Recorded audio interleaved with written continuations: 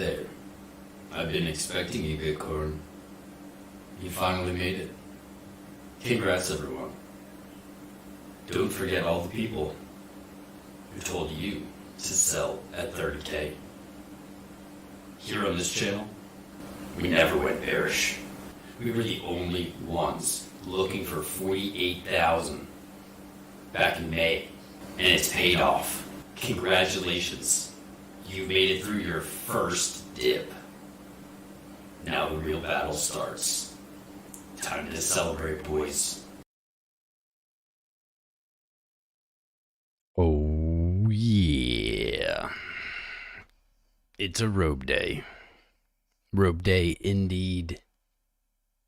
Welcome back, everyone. It didn't take long, did it? Talking about it on across the blockchain yesterday. It seemed to be some consensus of maybe price chilling out for a while. That's not Bitcoin style. July 21st. Started it all. Now we're here. 66. Just under 67,000. It's getting spicy, man. Let's take a moment. Remember all those who left us. Was it Jim Cramer? That Barstools guy? I'll throw Elon Musk in there. There's probably more. Who else publicly sold the bottom? Let's take a moment to remember them. Their sacrifices are appreciated. Oh my. Let's get some tunes going. We're early. People are probably still sleeping. They're about to wake up to some smiles, I have a feeling. I debated on doing that intro. Thought it was too ballsy, but it's just feeling ballsy today. Please participate in the poll. This is a really serious poll. We need your votes. Engage with the stream, chat it up. Hit that like button. Smash that like button. Subscribe if you haven't. Actually, yesterday we gained, that's right, 350, 400 subscribers, something like that. Let me tell you guys, those analytics alone, they were leading to this. Been on BitBoy's channel a bunch of times, love being there. But for the last few months, we'd go on, probably get 10, 20, 30 subscribers. Last night, woke up plus 400, something like that. Eyes are watching now. That's, oh, dang. Yeah. Yeah, we went from, I just got to even check this again and check it this morning. We went from 39,400 subscribers to 39,836 right now. Congrats, Tom and everyone. We never lost the faith. We did not. We did not. Congrats to everybody. Seriously. You deserve it. Especially you, Steve. Congrats, man. We do deserve it. We had 6 months of pain. That was pain. You guys, people out there, they can pretend it wasn't painful. It was painful. Crypto is an emotions game, and pain is the name of the game. The greater the pain, the greater the reward. We made it. We're in all-time high territory. We're in price discovery again. Portfolio's hopefully looking pretty good. We'll take a look at the chart today. We'll take a look at some alts. We'll do whatever, man. Whatever you guys are feeling. When you're in price discovery, though, there is really not so much TA. We can use Fib. We can use our Fib extensions. We can look for upside targets. But what happens here is not up to us. It's not up to the charts. It's funny. I didn't get to say this yesterday on around the blockchain, but they were talking about charts. Grab my headphones. They're talking about charts, and I realized there's been 2 times that BitBoy and I have agreed on the charts. 2 times. 2 very distinct times. One was back in May, June, July. BitBoy was still bullish. He was still saying 100K by whatever date he had. So there's one. And two, yesterday BitBoy said, today, meaning yesterday, throw the charts out. I agreed with that. I didn't get to say it, but I agreed with that. When Bitcoin is at an all-time high or it's trading at an all-time high, the charts they're never going to tell you. They're never going to give you a definitive signal. Price discovery is very hard to quantify. It's very hard to analyze. We can project, but this market's just going to go where this market's going. It's as easy as that. It's funny. 2 times. Speaking of which, guys, I want to give you some interesting happenings coming up here tomorrow on this channel at 9:30 in the morning Eastern. Don't ask me why. We'll actually have BitBoy on this channel tomorrow, 9:30 a.m. So I need some good questions for you guys. What do you want to hear from BitBoy? I want to ask him basically, I don't know his like story of getting into crypto, growing a channel, etc. So that's what I kind of plan on talking about. We'll see. We didn't necessarily plan on the all-time high being here, so you might have very different conversations. And then on Friday, the 22nd, finally, we will have Crypto Stash here, and we're going to be talking about NFTs. Finally, we'll get an NFT, I would say an NFT expert. Maybe not like a programming expert, but an expert on the space, at least in comparison to me. I'm no expert on NFTs. So we have a spicy 2 days ahead of us here on this channel. I hope you guys tune in. Crypto Stash will be at 1 p.m. on Friday Eastern. So hope you guys tune in for that.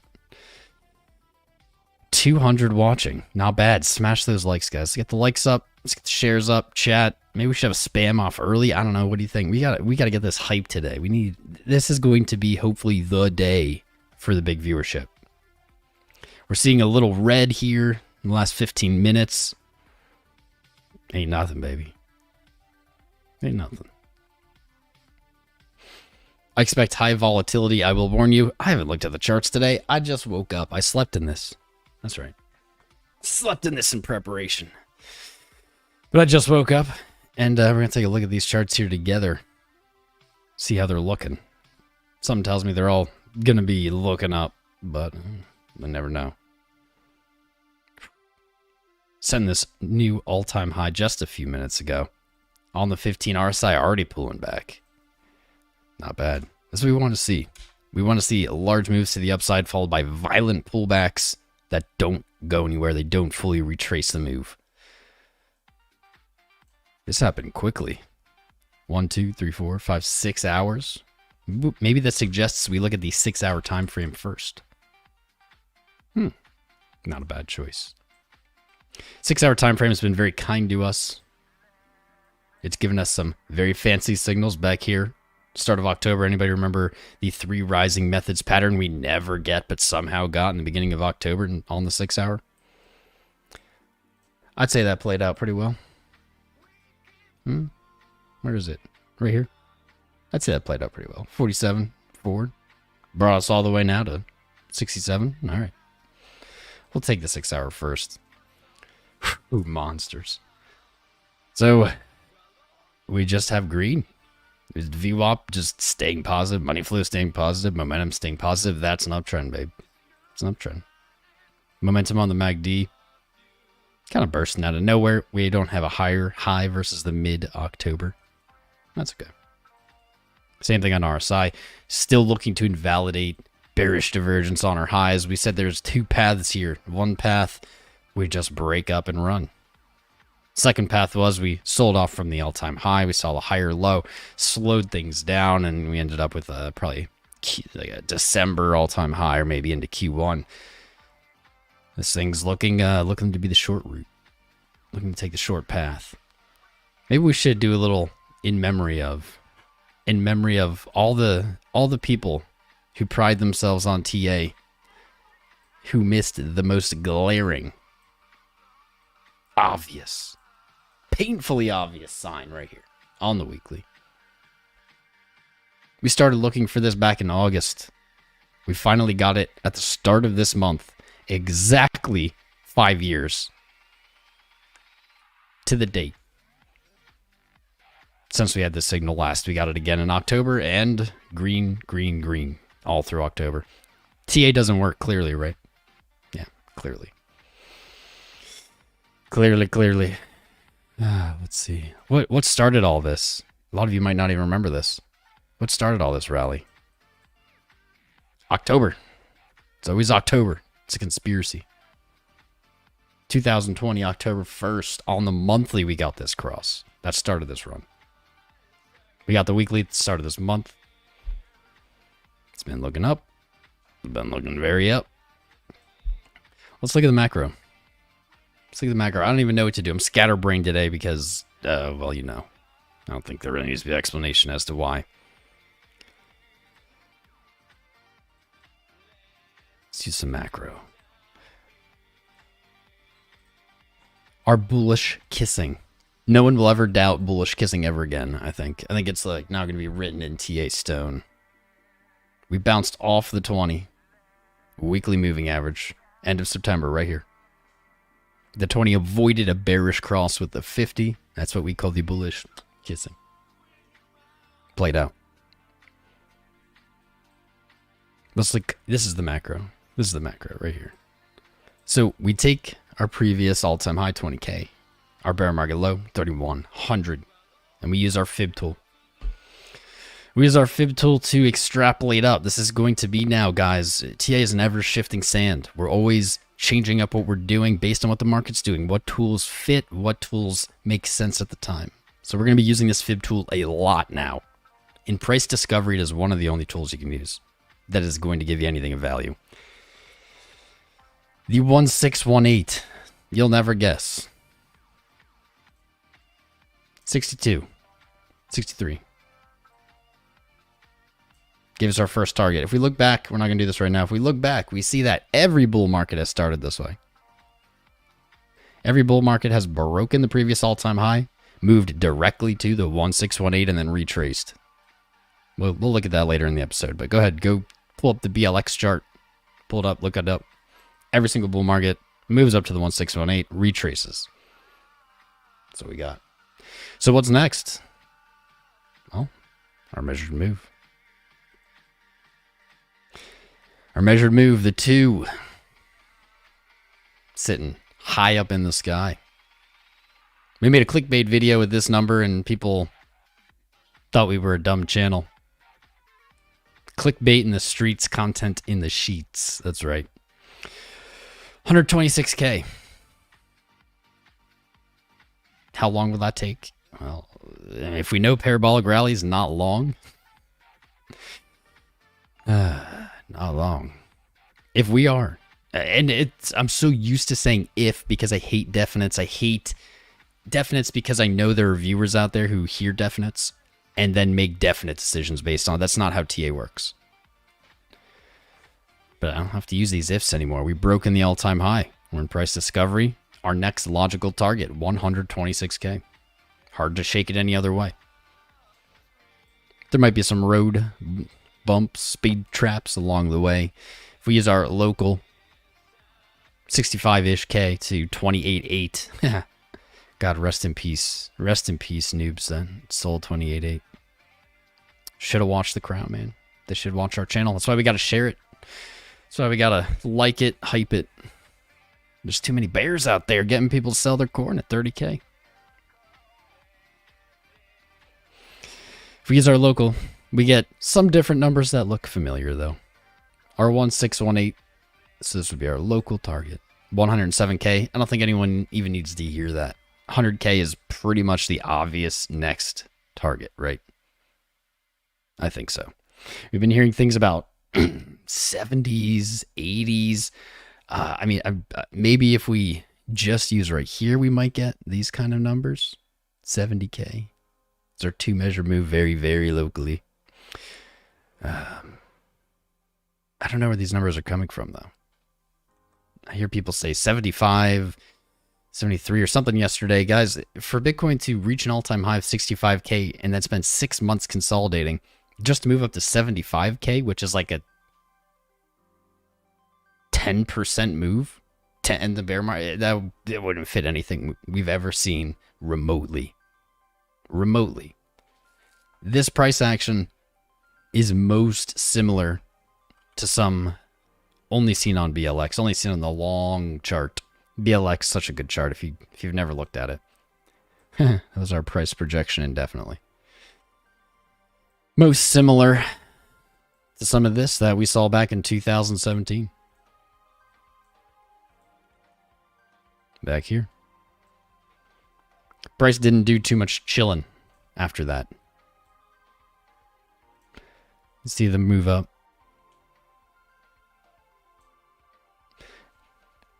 Most similar. Not perfect. It's not a perfect match. But I would say that's the closest. The closest thing. We zoom in on that. We see not a lot of chilling after the all-time high was broken. Boom, boom, boom, boom. 1, 2, 3, 4, 5. Candles up.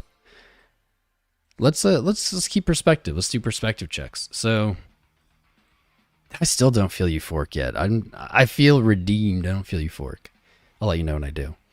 But let's keep reality here. So we do see, let's say this is 28K, moving to the all-time high, 1,000%. It's possible. I wouldn't bet on it. I think that's a little, I think that's less probable. But during that move to the upside, during that 1,000%, right? It wasn't just up. This is where you have to be careful. In fact, maybe today should be a warning stream. It's a spice stream. Maybe it should be a warning stream as well. The bull market is without a doubt in crypto the hardest trading that exists in the world. Period. Hardest trading. The most people get wrecked in the bull market. It sounds weird. Doesn't sound right. What do you mean? How can you get wrecked? Look at that, 1,000% gain. How can you get wrecked? Believe it. We're about to hit a psychological point of greed that will make us all very dumb. It will make us all very blind. Hopefully, this channel can help us not get wrecked. Hopefully, pulling together our knowledge, all of our great brains here, hopefully we can avoid the wrecked. But during this 1,000% gain, we did not see straight up. In fact, we saw significant drops. Significant drops. Just after what I would say is the most similar price action to what happened, we rallied and then pulled back 40%. It's not just up. Though it looks just up, it's not just up. There are pullbacks. Now, this is a weird one because it pulls back right to the previous high. I don't think that that's super likely. But if that's true, if we see a repeat of that, 40% down to back test the all-time high of 65, what would that be? What price would that be? I can just do this in my head. That's like 100K to 60K. Let's see what that looks like, because that fits our fib extension right here. Boom. 100K minus 40%. Wouldn't that be fancy? 100K right back to 60. Everyone craps their pants again. I'm investing in adult diapers, by the way. I have a feeling the sales for those are about to explode from the crypto market. Back tested that 65 perfectly. I don't see it, but a 40% retrace? Absolutely. Absolutely could I see that on our way. After that 40%, we moved higher, 150%. Let's see. Huh. Creepy. Creepy.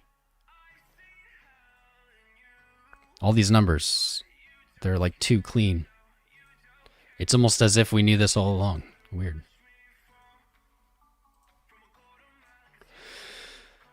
What if this is what we see?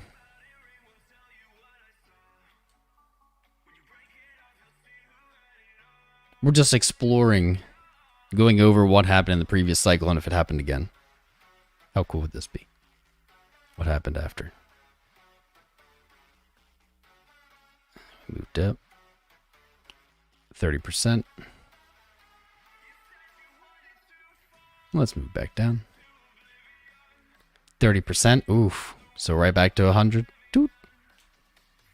Doot. And then we get our blow off top. Our blow off top from that final swing low, 250%. Here we go.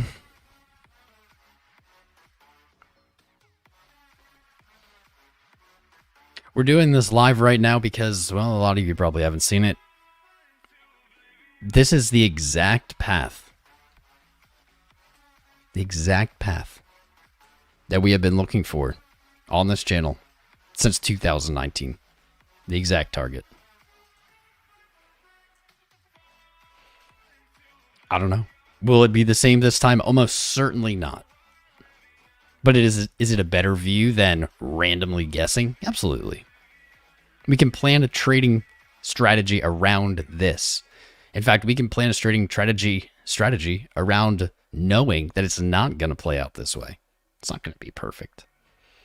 But what we can say is, well, 100K very likely. 140K, 150K very likely. Could we see as high as 300 something? Yes, we could. So we can make a plan. Maybe we start taking profit at 100. We do it in increments, slowly, methodically, piece by piece, in a fashion that we can continue to do that all the way up to our highest target here. At this point, the trading plan, if we're strategizing around this, is that we will still have a decent piece of our portfolio. For me, I've shared this, I'll share it again. That's literally my trading plan. Period. I just told you it. What percent you're looking to sell, what increments, what spacing, that's up to you. This is literally my trading plan. And if our high target hits, if 30 or 300, mid 300s hits, I plan to continue that strategy out till 400,000, which I don't even really believe is gonna be hit this year or this cycle. But if it does, I will have sold 30% of my portfolio and I'm done selling. That will leave me in 30% fiat, 70% crypto, and that's where I'm comfortable. That is probably not where you're comfortable. You may want to sell less, you may want to sell more. I'm 100% comfortable holding 70% of my portfolio all the way back down. So let's say we topped out there and we got our typical retrace. Guess where that brings us? Right back to the misery. Right back to the misery. If this all plays out exactly as it did before, the bottom of the next bear market, 50, 60K. We have had this exact trajectory. I want to see if I hope I can pull this up. I hope that like the old chart is still alive from when we did this forever ago. They've all been open since 2020. Let's see. Maybe it's this one. Here we go, baby. If you're a patron, this is some of the wonderfulness that you would get, that you would have privy to. Take a look at this chart. If anyone ever tells you Tom Crown don't know TA, tell them to take a look at this chart. This is what we just did live, but much more calculated out. Much more precise. You can see our conclusions a little lower, 36.6. That was actually my target.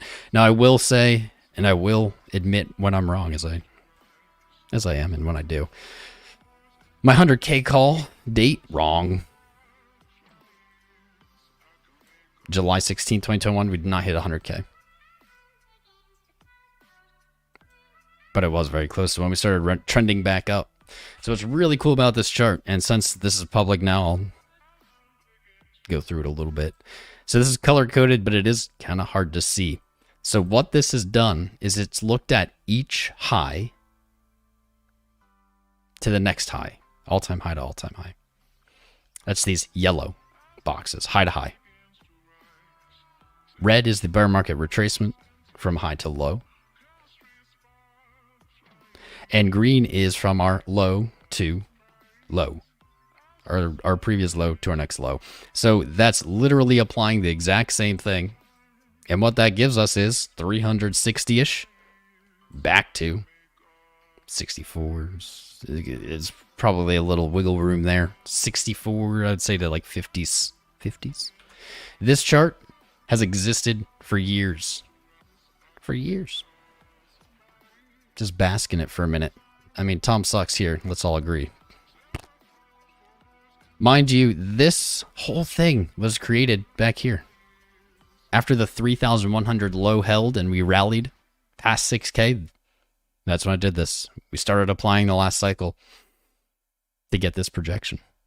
What's wild is all of these percents, all the low to lows, all the high to highs, all the highs to lows, all these percents fit perfectly on this chart if 366K is the high. There is a possibility, as always, that this time is different. That could go both ways. We could see 366 not be the top. I would reckon that's less likely. But if it happens, then I would probably be looking for maybe a 500,000 to 100,000 retracement into the bear market. I don't think the odds of that are very good. In fact, I always say this time's never different. So don't bet on that. I think more realistically, we may see not quite as much upside, not as percentage-wise. We may not see 366 hit. And that's why we just discussed the trading plan. We know that this is just a copy of what happened before. So the odds of it being the exact same, I would say, are 0. Not 0, but close.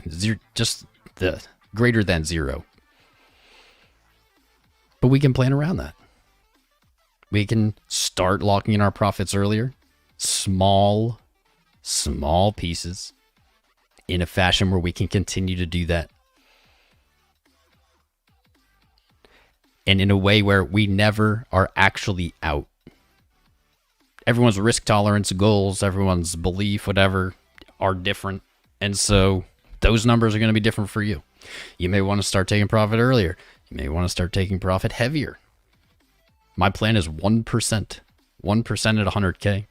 1% at 110. 120, 130, 140, etc. all the way up to 400, leaving me again with 70-30.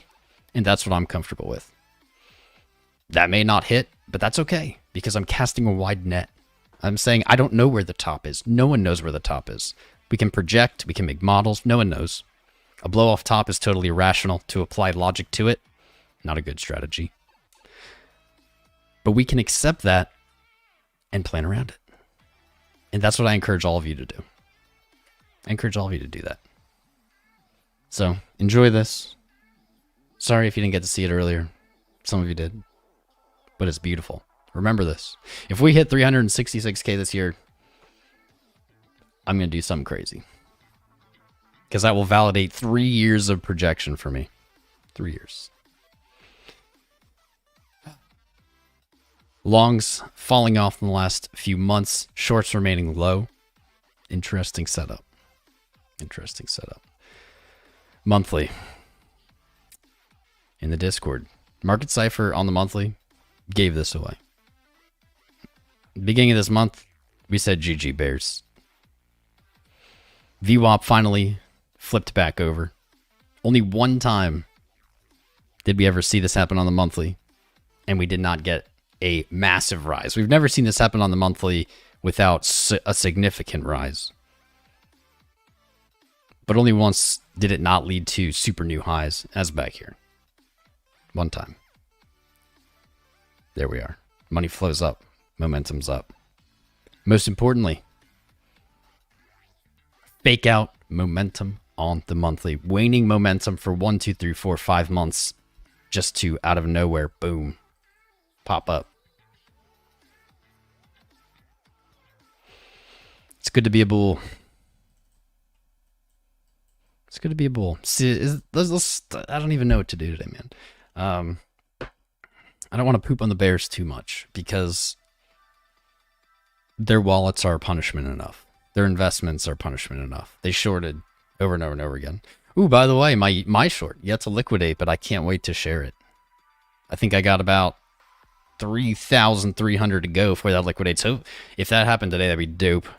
I would love to share some lost porn with you guys. You're going to like that one. It was my contribution to the rocket fuel. But there's this thing in crypto, guys. I guess it might only apply to Bitcoin. I'm hesitant to apply it elsewhere, but there's a thing in crypto. Everyone starts as a bull. You learn about Bitcoin, it clicks. You're like, oh my God, this thing just cannot be stopped. It's clearly only going to be more part of the future. This is something I should probably get in on, right? We all start bulls. Some point along the way, people get fudded out. They get scared. They get convinced by influencers, whatever, that they're stupid. They have to get out. Bitcoin's crashed. It's going lower. They're going to lose all their money. And they end up selling. They see price rise, and then a bear is born. If you meet a perma bear, any perma bear, I'm not talking about anyone specifically, ask them where they sold their Bitcoin. What price? Guarantee whatever price they sold it at, that's the price that they're still talking about today. I remember all the way back here, a very prominent figure at the time sold all his Bitcoin at 2K. A whale, a well-known whale. I won't name him. Loops22. Poor Loops. And then spent the next year talking about Bitcoin going back to 2K. As it went all the way up to 20. Sold it at 2. Talked about 2 forever.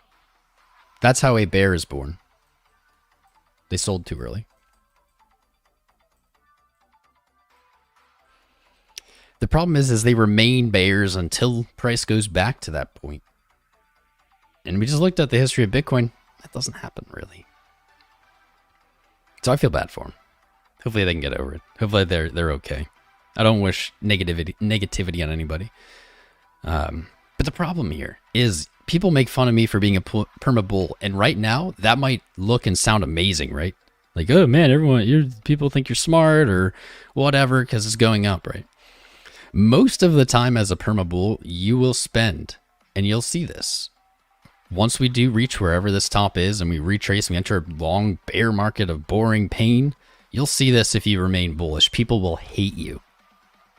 As a perma bull in Bitcoin, I would say you spend 80% of the time people hating you and 20% of the time people loving you. As a bear, interestingly, it's the other way around. About 80% of the time people love you, 20% they hate you. The problem is this, is perma bull, price doesn't only go up. You have to accept that, but being a perma bull, eventually, according to history, you're always right. Being a perma bear, according to Bitcoin's history, eventually you're always wrong. And you could say, oh, but it went down, so like you're perma bull, you're wrong. Yeah, dude, but then we get a new all-time high. We never have seen a new all-time low. Bitcoin's never revisited a low. It's always broken its highs. It's never revisited its lows.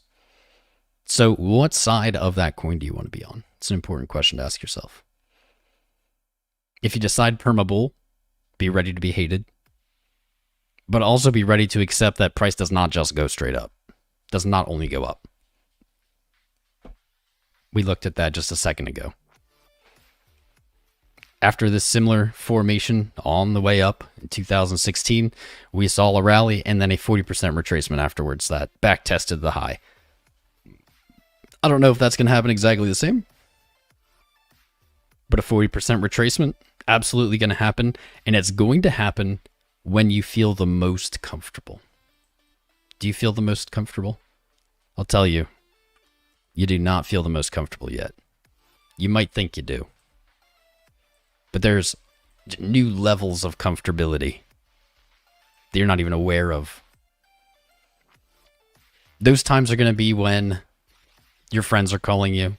They may be calling you today, but your friends are calling you. Maybe price has just gone up 100% in like 2 weeks. And all your friends are calling you, dude, this Bitcoin thing, got to get in on Bitcoin. My guess, and this has also kind of been part of that prediction for years, is that we'll be at about 100K. About 100K.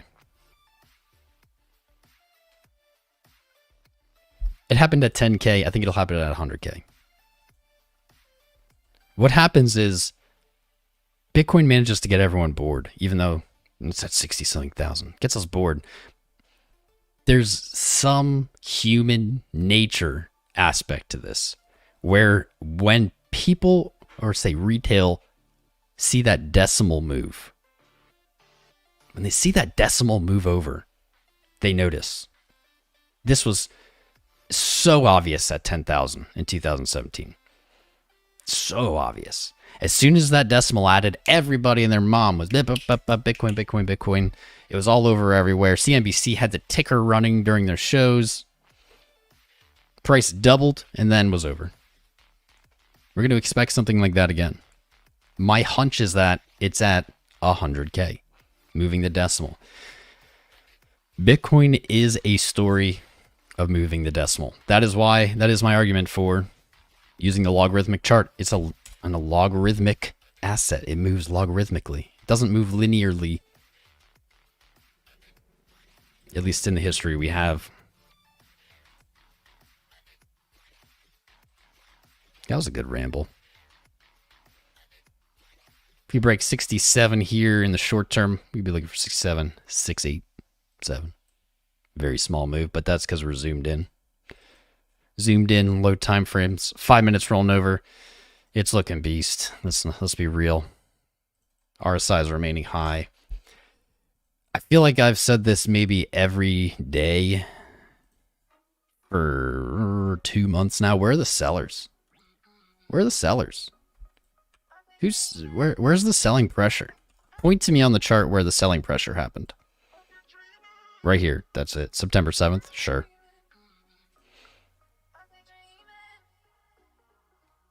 Who remembers this?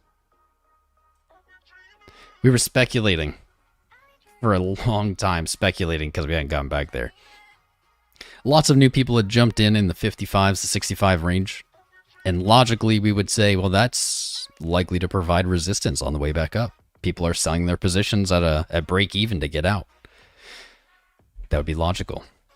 But our argument was this price action, May, June, July, was so painful. If you look at the fear and greed meter, it did something it never did before. It moved down to extreme fear and it stayed there. Fear and greed has never done that in Bitcoin's history. Well, in the fear and greed history, which is not that long. It's never done that.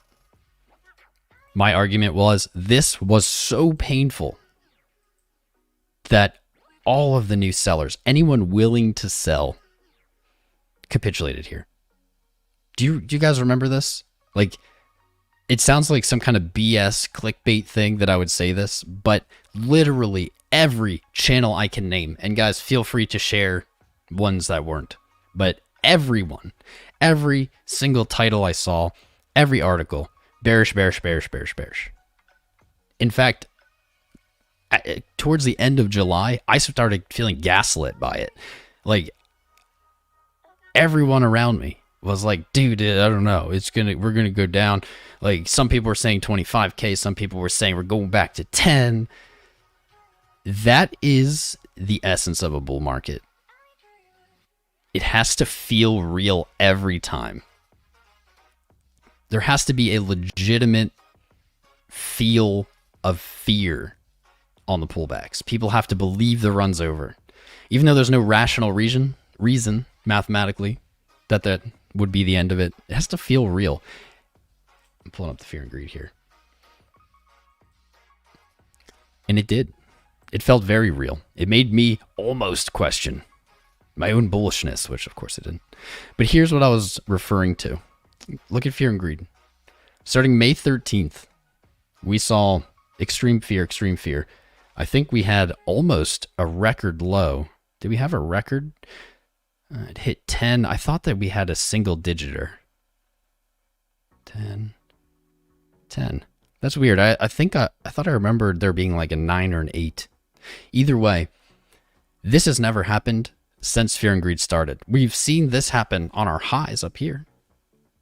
As we top out, we've seen fear and greed remain in extreme greed for long periods of time. But we've never seen, if we look at the whole chart, we've never seen it remain in extreme fear in the way it did this year. Maybe a little bit here, March 2020. This was definitely Some spooky times. But not nearly the length. There wasn't nearly as much pain. We can see the Fear and Greed reported an 8. I believe the lowest reading actually. Where are you? I think the lowest reading, I don't know why this is giving me so much trouble. I think it was like February of like 2018 or something. It won't let me click it. Conspiracy. They don't want this info coming out. Yeah, it's like February 5th, 2018. You can't even see it. I can't select it for some reason, but I think Fear and Greed hit 7. Man, this is not an intuitive chart here. This is not working well. Either way, we can see that has never happened. That was my evidence. That was my argument. Why we would not see resistance that we would expect to see up here. Because capitulation. People were so afraid. Everyone was telling them it was dropping. It was another black swan was coming. It felt real. We need to learn from that. Yeah, we get to celebrate. We got to learn from that. If you looked at that projection that we're talking about here, it involves another 40% pullback. Would you be able to hold? If we see price run up to 100K, right, quickly, and this is hypothetical, and then it falls back to 60K, are you going to be able to handle that? Right now, it's pretty easy to say yes, I would imagine. You'd be like, yeah, duh, man. But when it happens, and everyone again tells you that the bear market's here, and bull run's over,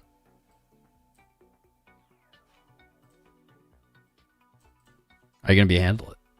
Are you going to be able to handle it? There's no free rides in Bitcoin.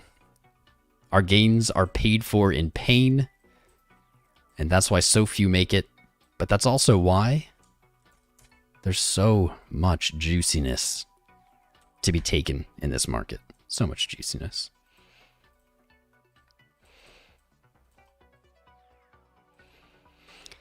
I don't want anyone to lose. Unfortunately, every market has winners and losers. We're no exception. My goal is to help you guys not lose. That's my goal. I don't know if I'm successful at it or not. Because next time we have a similar event, it's going to feel real. It's going to feel just as real as this one. Might be faster. Might look different. There might be a reason. There's always a reason. This time was what? We had... Let's think of the FUDs recently. Help me out here. Let me pull up the chat so I can read your guys' input. Because I'm not going to be able to name them all. I'm just going to name the ones off the top of my head. We had China FUD. Again. China FUD, right? We had Elon Tesla FUD. Tesla accepting Bitcoin, no longer accepting Bitcoin. We had environmental damage FUD. We had regulatory FUD. What else do we have? What else did we have? What other FUDs did we have? What's up, Symbols Man? Symbols Man, an OG of this channel. It doesn't have a name, just Symbols Man.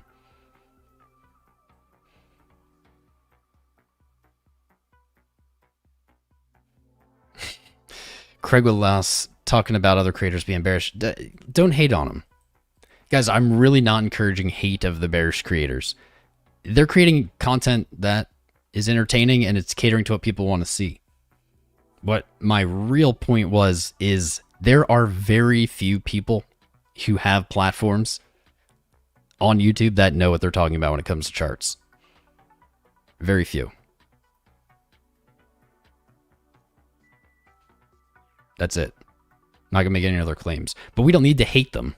They're just making content that people want to see. CV stimulus ending FUD. I don't know what Trump hire is, but maybe. Energy FUD, yep. SEC FUD, definitely. Yeah, mining FUD, China crackdown FUD. Elon stopped talking about Bitcoin. I guess that's its own kind of FUD. Tether FUD, thank you to Red Ducks. Tether FUD. Self-custody wallet FUD, I'm not familiar with that, but we'll throw that in there. LTC pumping, Enzo says in all caps. Wouldn't that be strange? Illegal BTC activity FUD, I'll take it. Ooh, there you go, Panda Man. There you go. We got another one. FBI hacked Bitcoin FUD. That was definitely, yes. Yes.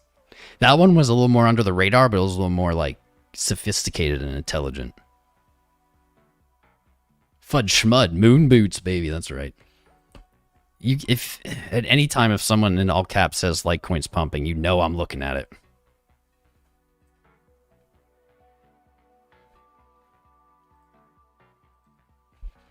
I wish I didn't have sunglasses on right now.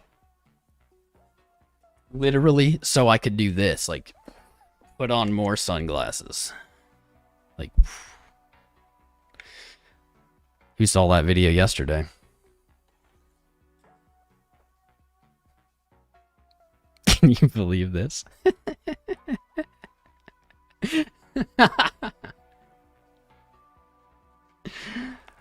Oh my god. 8% candle next day right after I release the video. Boom. They're gonna say crown pump the Litecoin market. I'll take it. We got infrastructure bill FUD. Jamie Dimon FUD. FUDalicious. A fear and FUD index. Where's my chest hair, bud? Corey? I don't know, man. I don't know. It's up here. That's where my DNA decided to put it. I'm thankful for that, actually. How you doing, Titan? Pishta, love you too, brother. Good to see you here still. Yellin' FUD. Yellin' FUD. That works on 2 levels. I forgot about our sponsor. That's non-crypto related, so I don't have to, like, worry about it. I don't have to worry about it being a scam down the line. God, I love that. Anyone else out there who non-crypto wants to sponsor our channel, hit me up. We don't accept money from coins to promote their coins. That's probably the largest source of revenue on YouTube for creators. I've been offered absurd amounts of money. Gamer subs, just shout out to them. They accept Bitcoin as payment if you pay with Bitcoin. If they're still available, it's limited time. You too can be the proud owner of one of these dope Bitcoin shakers. By the way, so I just want to chill that for a second. I drink these energy drinks. They're actually really good. They're solid. But use that link. You don't have to buy anything. Use that link and you can get free samples. Just add the free samples to your cart. Use that promo code in the link and you'll get some free samples sent to you free of charge. You don't even have to give them like your info. You don't have to dox yourself. There's no risk there, all reward. Boom. Thank you, Gamer Subs. You guys rock. Elmer FUD. You can never forget about that. The Elmer FUD. Interested to know how you think proof of work turning to proof of stake will affect the market. I mean, that's only going to affect Ethereum. You know what? Shout out to Rico S here. Great valid points. We had a little argument about this last night. I found the argument.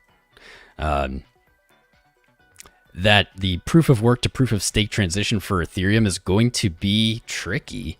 Duh. But it's going to be tricky for something you might not think about. I didn't think about it. Rico brought this up. So they're talking about an ETF for Ethereum, right? An ETF for Ethereum is problematic because of that jump from proof of work to proof of stake. They're going to have 2 Ethereum coins, ETH and ETH 2.0. How's that going to play out in a derivative market? I don't have the answers. Since day one, on this channel live recorded, I've had the same opinion. I still hold that opinion. Doesn't mean ETH can't go up. Doesn't mean it won't do well. But I'm very skeptical on that transition. That is a ballsy move in crypto. We've never seen it done before. I'm not talking on a technical level. I'm talking on a fundamental level. We've never seen a transition of something like this, especially at this scale. How it goes, how smoothly it goes is going to be super important. But my big skepticism comes from you're pissing off your miners. The people who have supported, the people who have held the network on their shoulders for years, you're just taking a dump on them. Saying, see ya.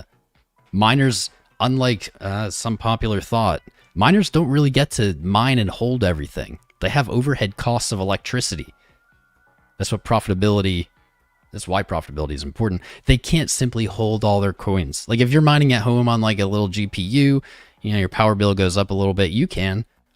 But a farming or a mining farm, they're market selling every day. They're market selling because they have to cover that electricity cost. It's hard to conceptualize, but their electricity costs maybe thousands of dollars a day. They can't simply just hold and, you know, have faith. So those people aren't even in a good position for this proof of work transition because they've been forced to market sell to keep the network up this whole time. Yes, they can have some holdings, but just in the realm of things, I think that's a rough thing to do to your miners, man. And I don't know. Sergio, Mr. Whale deleted his Twitter. Are you joking? I think he blocked me anyway. I think he blocked me, so I wouldn't know. But that's funny because maybe there's another Tom Crown prophecy that's come true. Can I scroll through my timeline fast enough and find it? Where is it? This wasn't that long ago. Man, I tweet a lot. Speaking of that, follow me on Twitter. Twitter.com/TomCrownCrypto. Any other Twitter accounts with my name, not real. Dude, I'm finding this, Mr. Whale. Where is it? I think the tweet just said "see ya" and had a peace sign, and it was in response to Mr. Whale saying he was going to delete his account if. No, I have to find it. It's a perfect day for 50K on October 4th. All right, I'll spend like 2 more seconds trying to do this because this is a flex I want to do. There's always, it's weird, there's always some big bear in its Twitter account that rattles the whole market via some like kind of assumed, I don't know, authority or like size of holding, you know, like it's like you're a whale. Oh, that means that you control the price. Newsflash, bros. Whales are individuals just like you and me. They're not all collaborating. The opposite.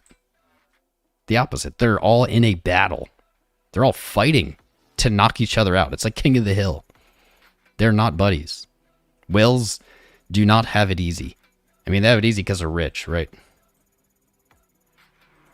But they don't have it easy in the sense of trading is easy. Trading only gets harder as you scale up.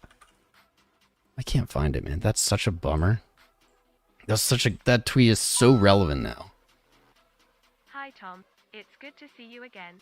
Love your robe, by the way. Have you checked out Tiger King Coin?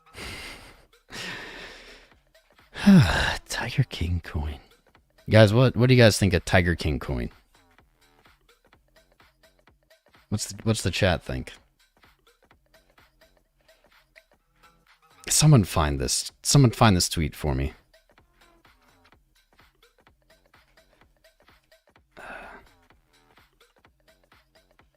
I'm not gonna be able to.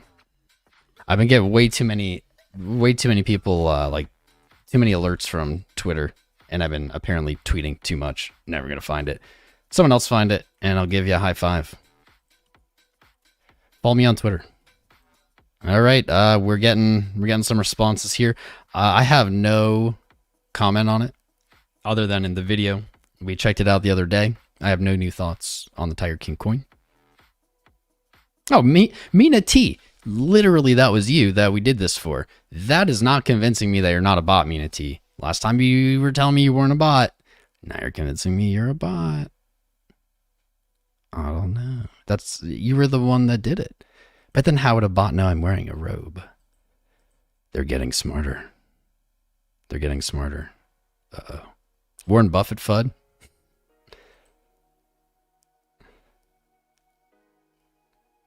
Warren Buffett FUD. 1970s Hugh Hefner. Someone had to carry the torch, my friend.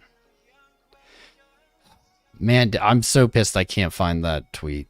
If he deleted his Twitter, that tweet is worth like 1 million tweet points. Tyler Durden, I am Tiger King. Except I don't have any tigers. I just have a small dog that looks like a hot dog.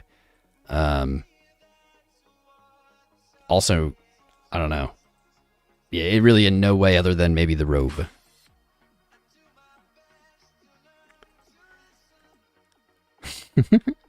I think from now on, chat, when we get like repeat requests about coins that, well, especially if we can't do a chart to even show anything, I'll just ask the chat how they feel. Why is it so hard to find my tweet?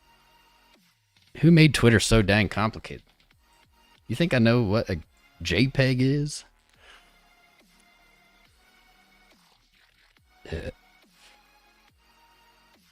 I'm gonna give up. I keep saying that, but then I keep looking. I'm blocked by so many people on Twitter. I don't even know why, man. I'm not a rabble rouser. I'm not a shit talker. People don't like bulls. That's actually perfect full circle to what I was saying. If you want to be a Bitcoin bull, prepare to be hated. Hated. Because you're part of maybe the 1% that actually make it. Everybody else is salty they didn't. They think it's too late. Bro, everyone's too late. Every single person who bought Bitcoin day one had the same feeling. It's too late.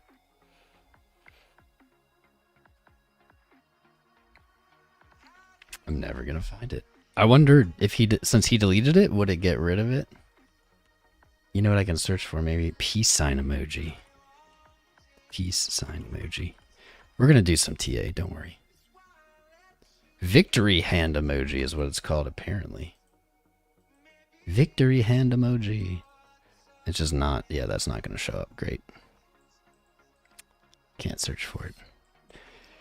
I will give someone a prize.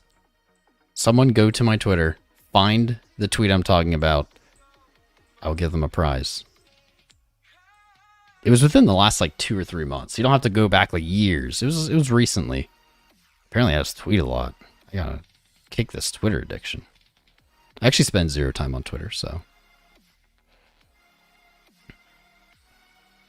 Doesn't take a lot. Alright. Yep, someone do it. Someone find it. I'll reward you somehow. Unless I find it first. Nah, I'm not gonna find it first. I guess what might be the easiest way is just search for like stuff I've retweeted, quote tweeted, that was deleted. Because it'll say like deleted. Or maybe search for way. No, because he deleted his account. It won't be there. All right, I'm done. I'm done. Closing it. Follow me on Twitter, though. The challenge is still out there.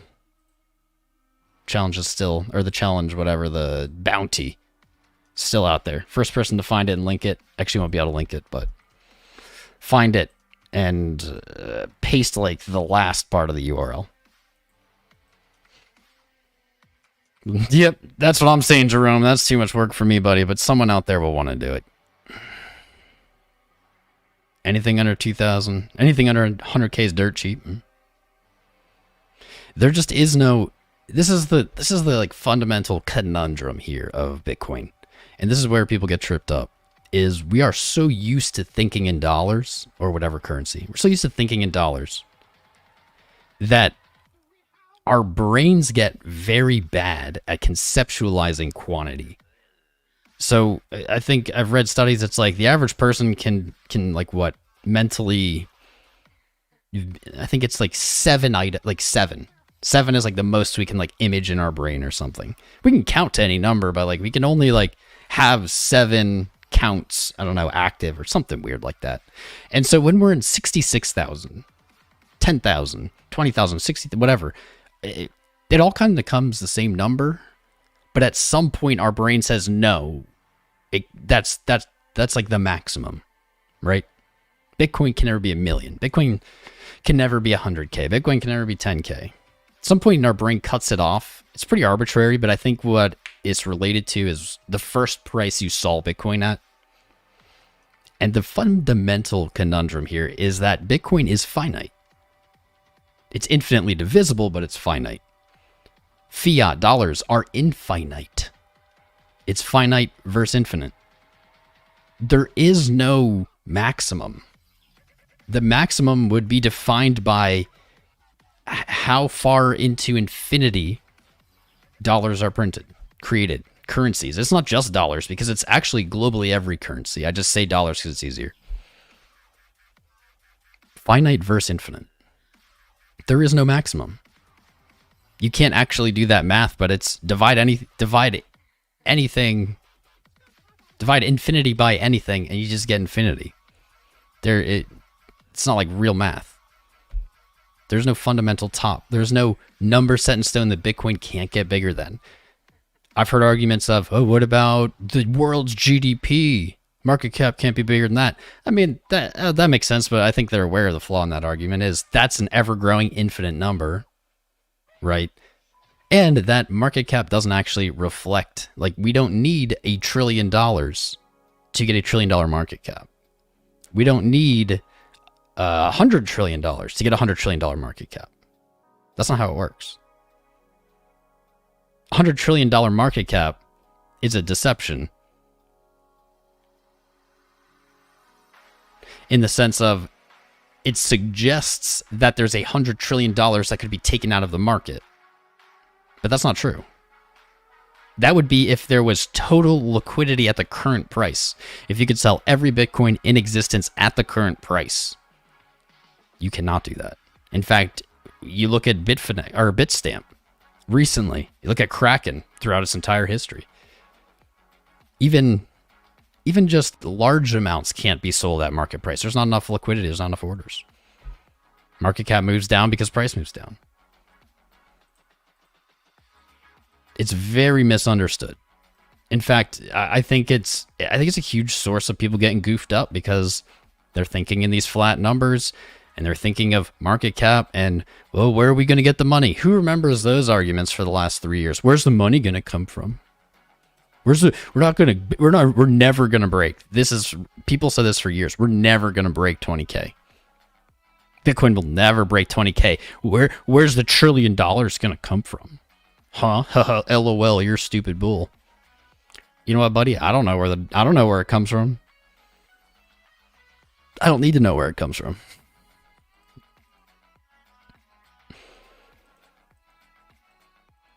Alchemist, how you doing, bro? Chris515. All the things, you got this. Symbols man. I'm just gonna call you Symbols man. Benjamin Cohen, I'll agree. Benjamin Cohen, well, obviously, I very much respect his TA. Smart guy. Yeah, he wasn't. I don't remember him saying like bear market is here.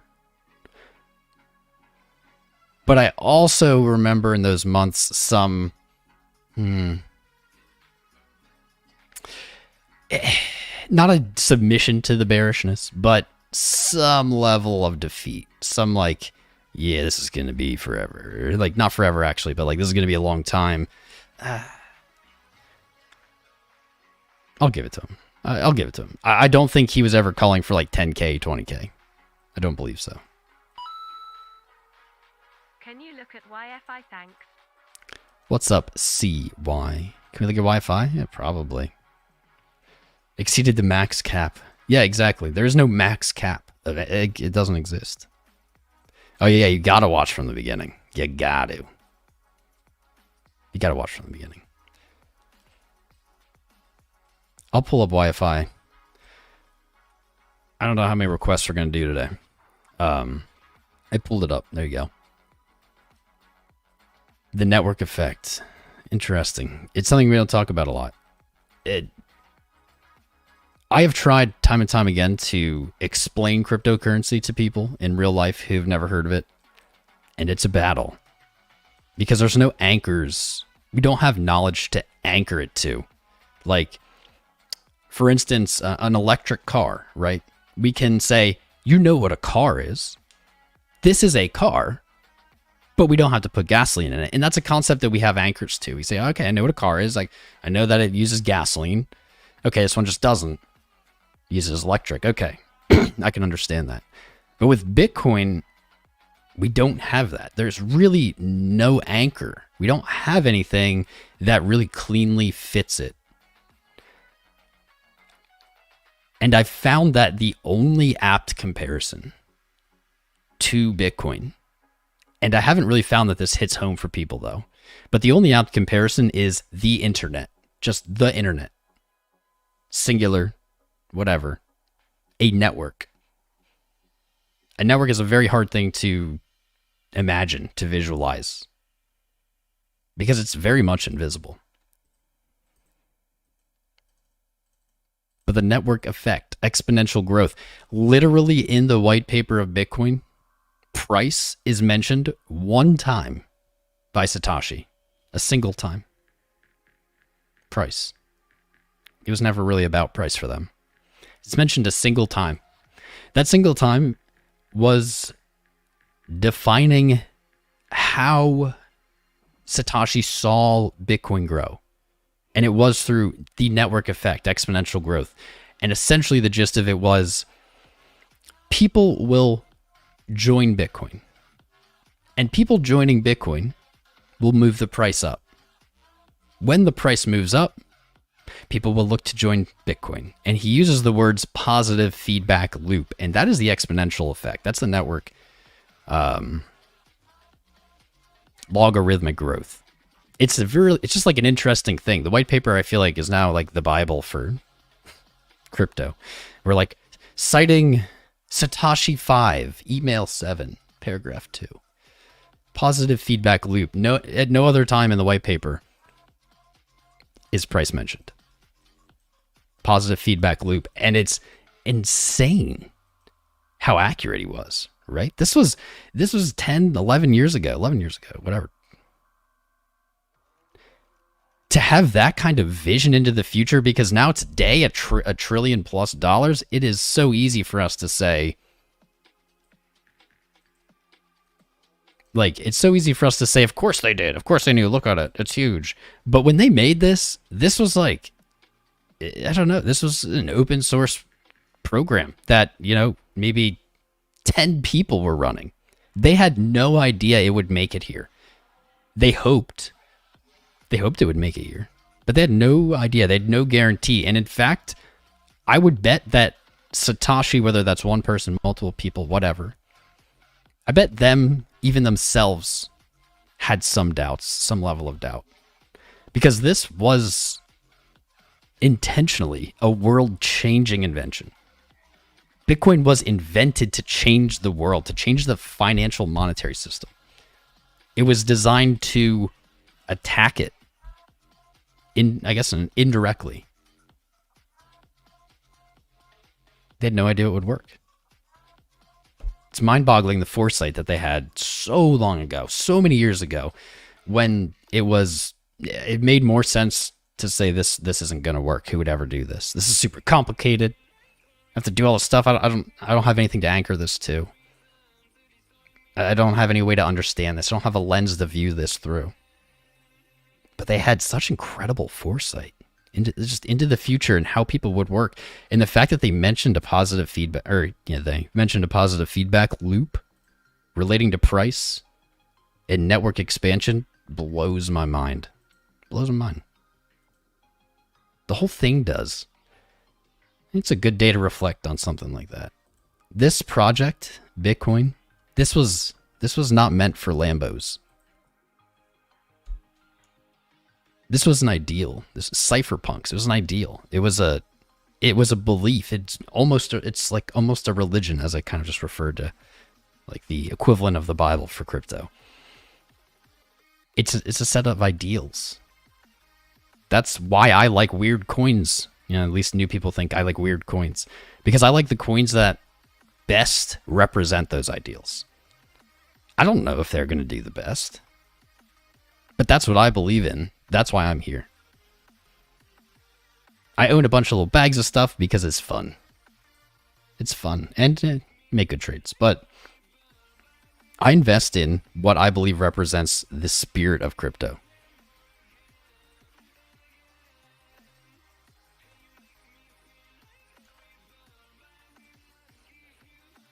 I encourage you to consider the same thing. Consider it. I'm not saying you should think the way I do, but consider it.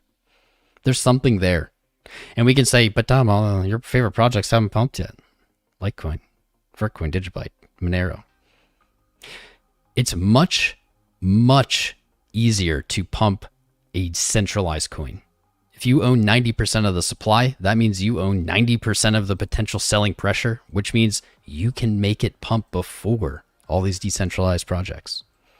If I get my way, in my perfect world, Bitcoin takes off here and all the decentralized projects run with it. While we see all the centralized projects get dumped, because inevitably they will get dumped. I believe that was part of Satoshi's vision as well, not Craig Wright Satoshi. Actually Satoshi. I believe that was part of it as well, is he was, whatever it is, was aware of human greed. That's why I don't believe Satoshi's coins will ever move. Ever. Period. In fact, I don't believe the keys for the wallets even exist. I think that they had enough foresight to be able to say, even I, the creator of this, cannot be trusted with it. I cannot be trusted with it. I don't think Satoshi ever had the keys to that wallet. I think either they were generated to addresses that didn't exist or whatever, or burned, whatnot. I don't think they're ever recorded. By the way, KCS just broke out of our flat top triangle. Looking for 1875, baby. 1875 all-time high test, question mark. But it just broke through its September high, so we're going to keep an eye on this one today. YFI. I'm a big fan of Sol. Can you look at some of SOL's ecosystem? Ray, or Port. Ray is comparable to Union. Port is comparable to AVE on the Ethereum blockchain. I mean, I can look at the chart for you, my friend. The same way I can look at Wi-Fi. You asked for Wi-Fi. Ecosystem? Maybe not my jam. Maybe, I'm probably just not the best person to ask. Let's take a peek at your Wi-Fi for you, though. Your Yiffy. Your furry coin. Yiffy. Sweet.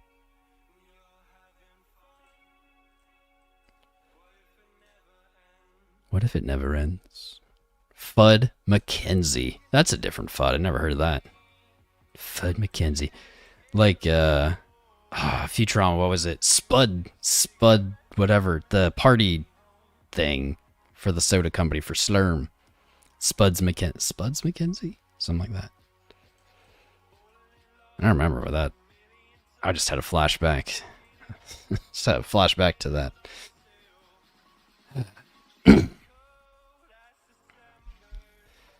Okay, we have a nice healthy retrace way back here.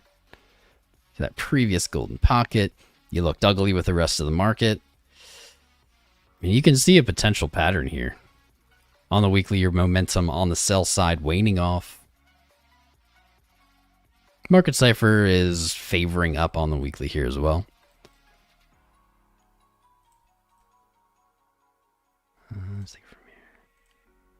Golden, we're right at the golden pocket here, man. 36.1. 36.8 here's my prediction. The weekly is leaning towards a test of 36.83. Leaning. But you got a monstrous weekly resistance at 43. You don't really have support below you. I mean, maybe at 33.8. See that over here on the weekly. It's already been tested.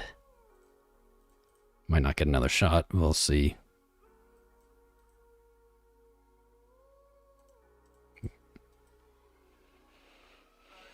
Sketchy. Sketchy at best right now. You're flirting with the 20. That is a nice test of support, though, off the daily. Now you're at daily resistance. Dude, I would not personally touch this one right now. Would not personally touch this one right now.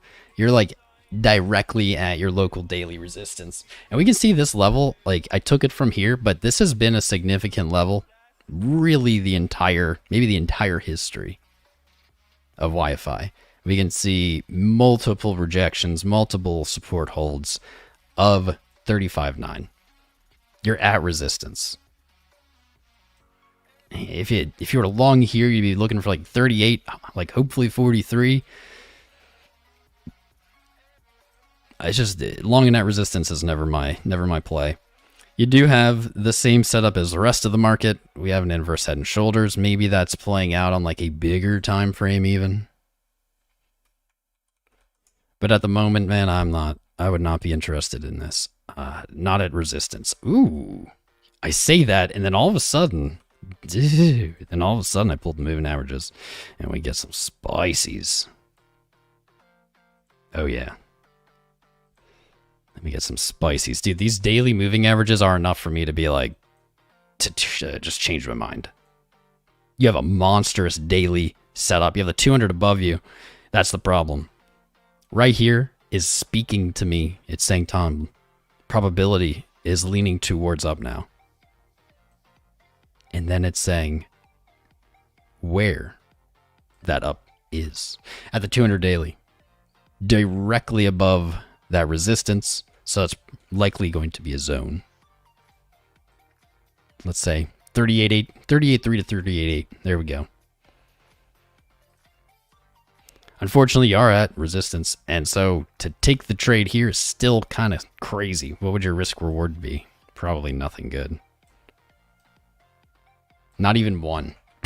I'd pass on this trade. But if I got a shot at 33.8, I would look to ride that baby up.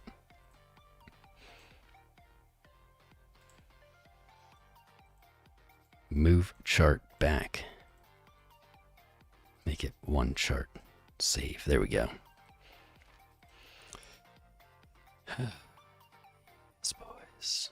If you didn't watch the beginning of this episode, you gotta DVR's enabled, you gotta go back. At 100k wear a crown. Actually, you know what, Alchemist, that is a good reminder. At 100k, you know what? I could renege on this bet and probably nobody would know. But I would know. And I'm just too honest. Many moons ago, I live on stream. This is probably 2019, whatever. I promised the viewers, I don't know if any of you are here, but I promised the viewers long ago that at 100k, I would get my first tattoo and I would live stream it. I have 0 tattoos, making me in the minority of the world. And I've promised you guys that at 100k, I'm getting one, baby.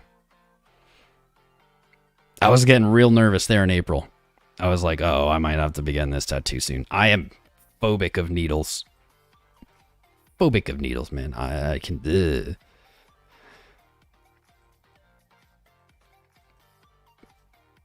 Crown, maybe. Tattoo, yeah. Right here. I don't know. Well, obviously it's gonna be there's gonna be Bitcoin in it. I don't want 100k to be in it, but a crown could be on it. I'm gonna need help designing it. I kind of forgot. I literally was starting to look into like tattoo artists in April. I was like, shizzle. Because if I'm getting a tattoo for the first time at this age, it's gonna have to be a beautiful tattoo. It's not gonna be just something. It's gonna be beautiful. If you're an artist out there and you'd like to throw in ideas on what we can paint on my body permanently forever when Bitcoin hits 100k, feel free to drop them in the Discord. Actually, you can just send them to me. If you guys are artists out there, I love when you guys send like Tom Crown art. Inspired stuff. How am I feeling about that tattoo next week? My heart rate just shot up. Talking about it. Just shot up.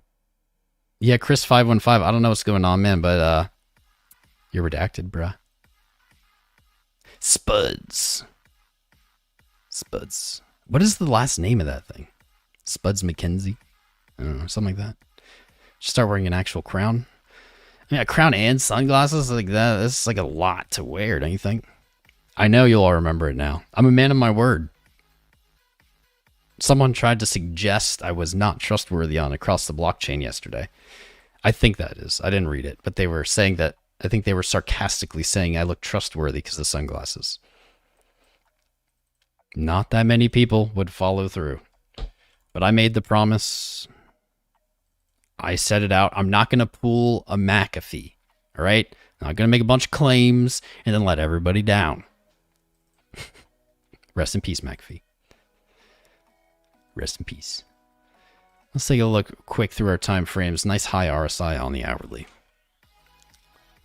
Yeah, let's look just at RSI. Let's see when we have, what time frame will give us a little bearish divergence locally. 2 hours good, 3 hour, there it is. Perfect trend line, RSI, bearish divergence on higher highs. Don't worry, we had this all the way up. Market Cipher does not care about RSI apparently. Market Cipher looking extremely bullish. Extremely bullish. After a little fake out here, market looked to roll over. Actually, this was right here. Looked to roll over with this real deep VWAP touch. Bought right back up. Market Cipher showing lots of strength on the 3. Lots of strength on the 4, which usually I don't like, but we'll hope. Yep, lots of strength on the 5, so we're good. TA today, man, it's just described with an up arrow.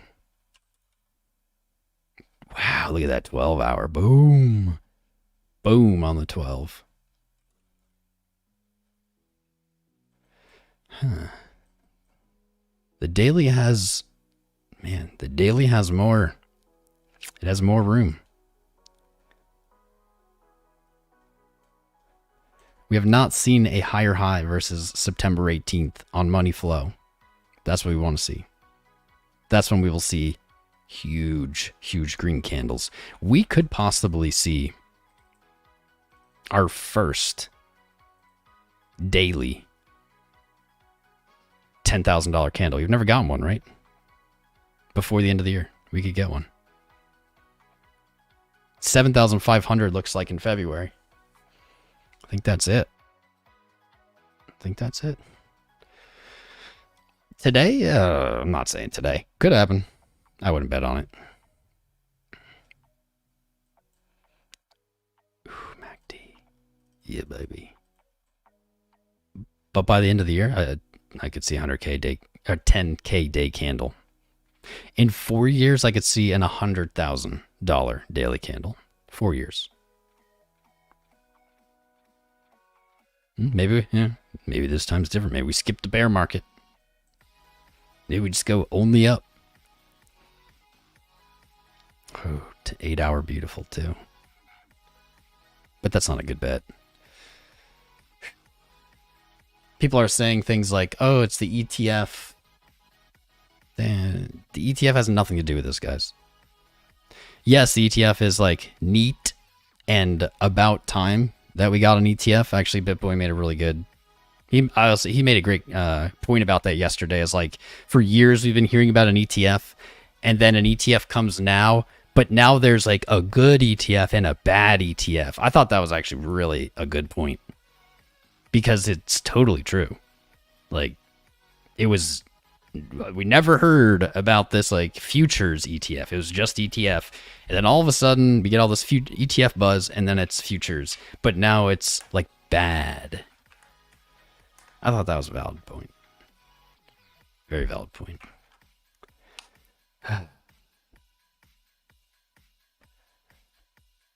Feel free, send in any artistry, anything you like. Here's what I'd like on the tattoo. Obviously, the Bitcoin logo.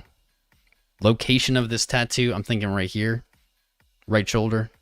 Either right shoulder or like right shoulder blade. Something like that. Obviously, the Bitcoin logo. We can have a crown in there. I don't know. I'm a minimalist guy. So minimalism in the tattoo will be a big plus. Big plus. Oh, wow. 18 hours beastin'. Look at these 18-hour candles.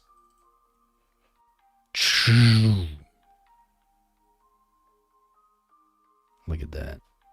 September 29th. Looks a lot like July 21st, doesn't it?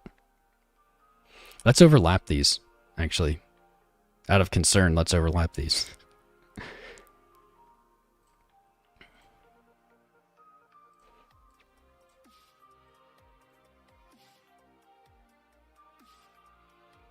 Those look pretty darn similar. They look pretty darn similar. Let's make this a little clearer.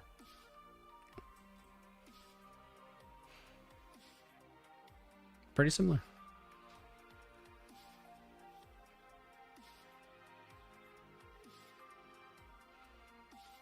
I doubt it. I doubt this is how it plays out. A backtest, though, the 59.5 would be pretty clean if this did follow that pattern. That'd be pretty clean. But the last thing I expect from the corn here is to be clean. Like, we've broken an all-time high. Time to go parabolic.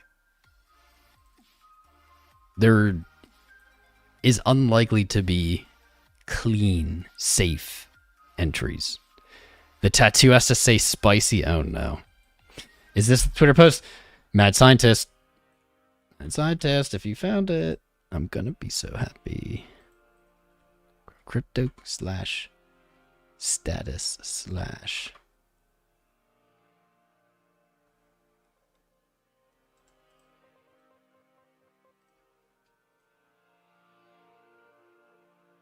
No, that one's today. That one was today. That would have been a good one. No, that one was today.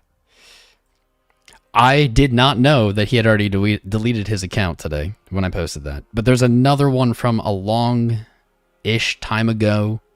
He had tweeted something about he'll delete his account at 100K or something like that. I don't know, like at some random thing. Maybe it was at when the all-time high breaks or something. And I quote tweeted it and I just said, like, see ya, peace sign. Something like that. It was just like, see ya, peace sign. I think it was in the last month or two, but it's not that one. That one was today. But technically that did fit the description. I appreciate that, Mad Scientist.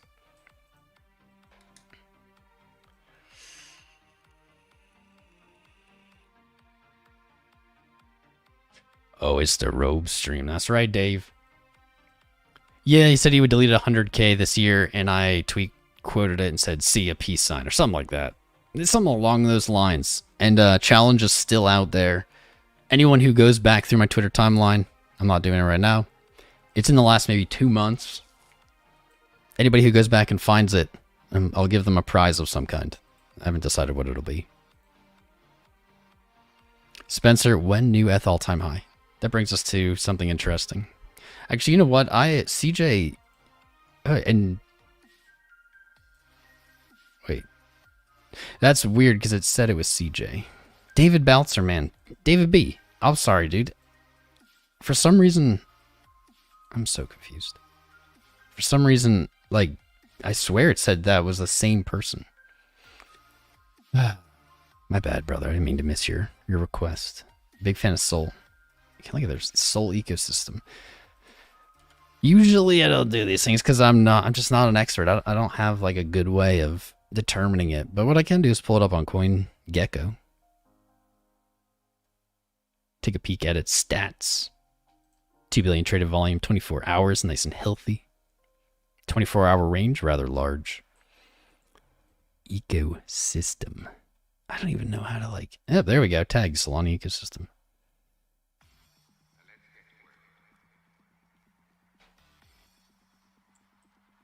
Look at...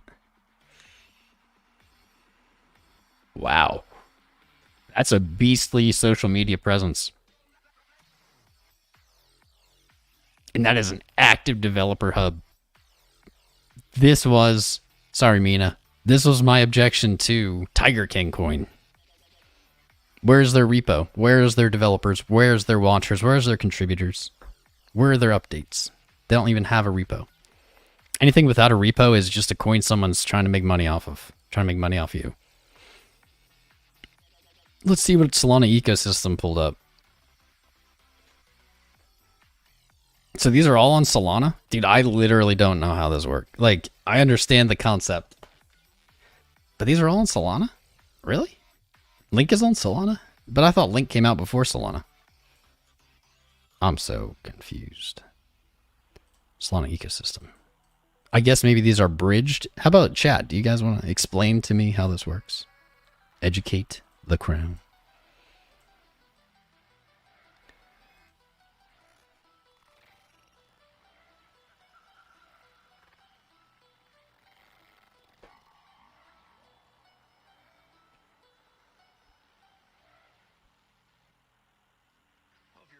I hope Crypto Savvy's alright, man. Crypto Savvy is a smart guy, but I told the permabear story, how all permabears are born earlier in the episode. What's up, Phil J. Fry? And he was born the same way. I feel bad for him. Back here, he was saying the same thing that he's been saying all run. Actually, to be honest, he's just been saying it since 10K. And I respect the guy's TA, but his bias just gets a little, it overwhelms his TA at times. And that happens to everyone. That happens to me as well. But that's pretty rough, man. 540. I mean, if you had sold there and shorted pretty much all the way up and missed out on 550% gain, I mean, you'd probably be salty too. I don't know. The guy knows his TA, but just like everyone, we can succumb to our wants or our feelings. LTC, baby.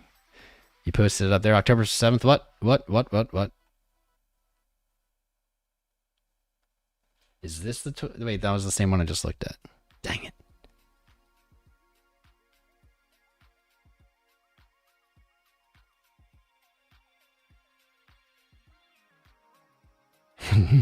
You missed John M. You know what's funny, guys? I never liked John McAfee when he was alive.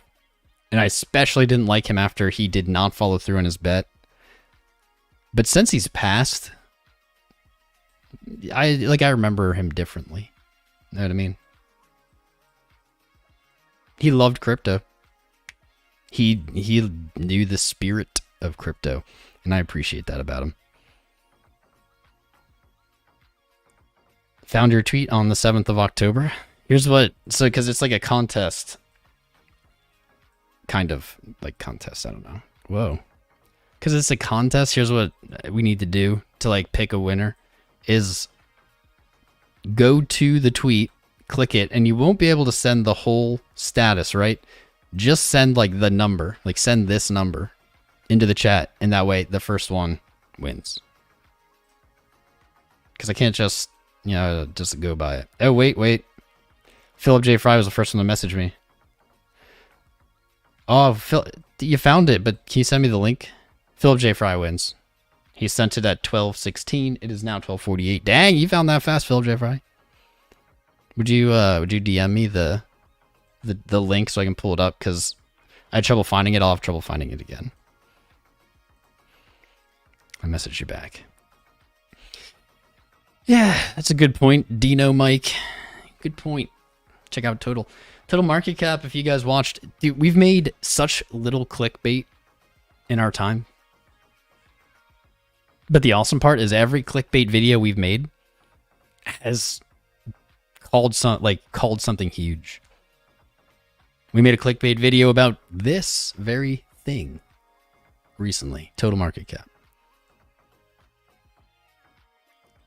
Total market cap, just as a brief refresher, had been painting a flat top with ascending lows pattern, which we see break consistently. We see consistently.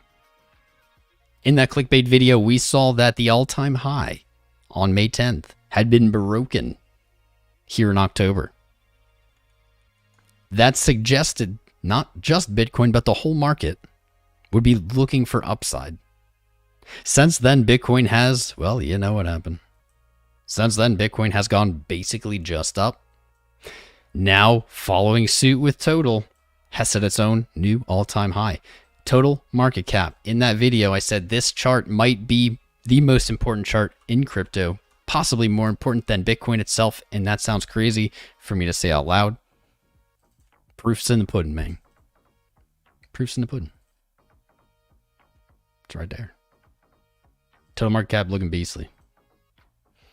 Dang it, you guys are sending me screenshots of it, but I need the link. I need the link. Like, well, you know what? I guess I could just do this. I can open the original. There we go. It's just not as fun this way. It's just like not as fun this way. Like, you can't really see it.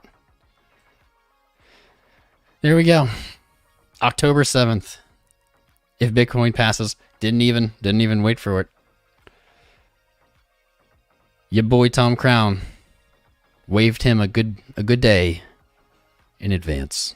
See ya. See ya. See ya.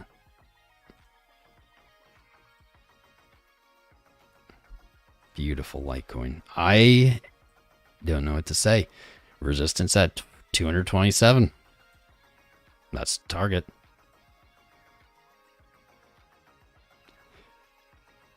I guess provided this doesn't close under the 200 daily today at 189.88, which seems unlikely, though a shakeout after breaking the all-time high wouldn't be unheard of in Bitcoin. Might be expected. Close above that 200 daily moving average, moving to 227 on the Litecoin. That's amazing that I made my first hype kind of like clickbait this undervalued coin video yesterday, and then today it pumps. Boom, boom. 1.6%, 9%. Boom. Oh, I have my rainbow indicators on. I have not checked these out in the way I want to. Let me see if I can make any sense of them just looking at them briefly. And have to do more study. 227, easy peasy, open closed.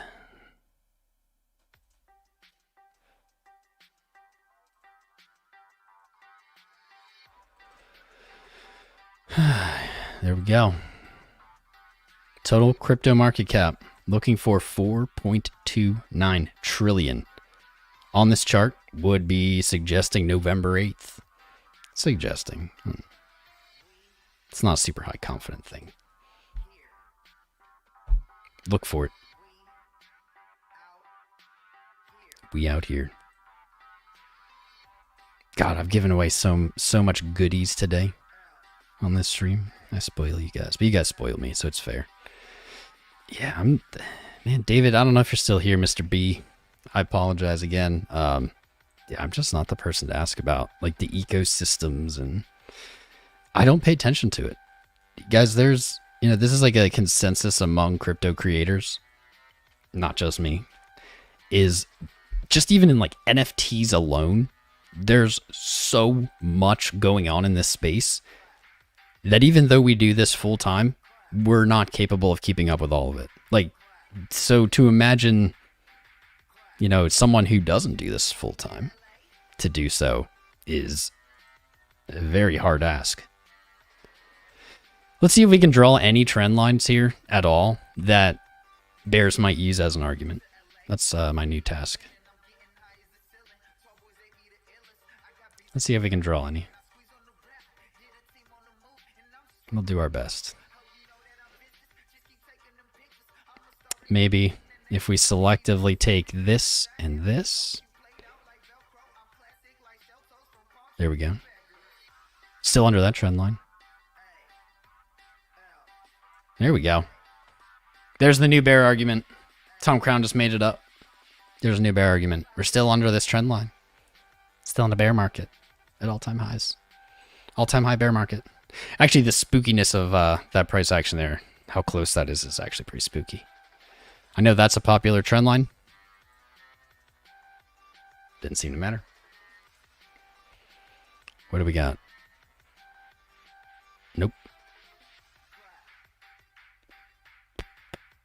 What else we got? Maybe like December? Nope. Clap. I like this song. I don't know if you guys can hear it. You can find me in LA. Maybe there. There we go. Still in a bear market. I can draw a line that's above price. Bear market. Yay! Yay! I love you, Philip J. Fry, and I love Futurama. There it is. There it is. See ya. Let's like quote tweet myself. Here we go. Let's be real rude.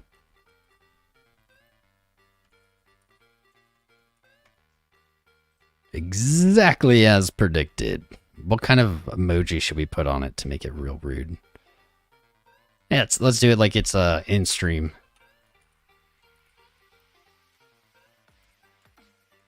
I like tweeting while we're live. It's fun. When we tweet and then you guys like end up retweeting them and then they get like a ton of motion, a ton of traction. It's fun. I think it's fun.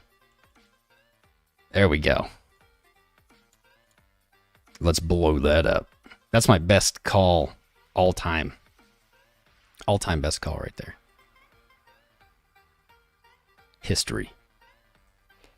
Well, none of these trend lines really freaking matter, so we're definitely going to get rid of them. We'll keep this one, and you know what? Let's keep this one only because it is kind of spooky. Let's see where the upper bounds of this trend line would be, though. If we go test the top of this trend line, if it was today, 103K. Spooky. Spooky. We're seeing some interesting calls on the chart with our horizontals and our trend lines on both total and Bitcoin. It's interesting to me that Bitcoin horizontal, the Bitcoin Fib extension, 106K, overlaps with that trend line that touched our all-time highs on November 5th. And the reason I find that interesting is because we just looked at this on total. And on November 8th, this is on the weekly. So actually, if we put this on the daily, I bet it won't be November 8th.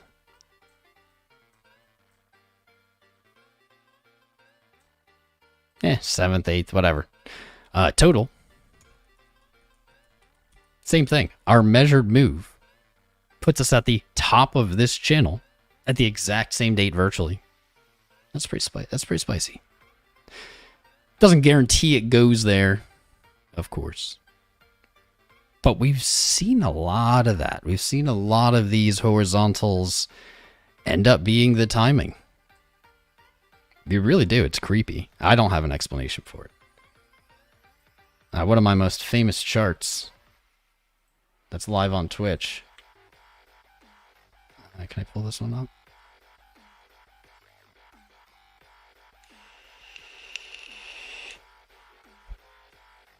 My most famous charts that's live on Twitch right now. We can see exactly that happened. The all-time high intersected with our ascending trend line at what is essentially the exact date. I can't explain it. It happens, though. But it do. But it do. All right. What a day.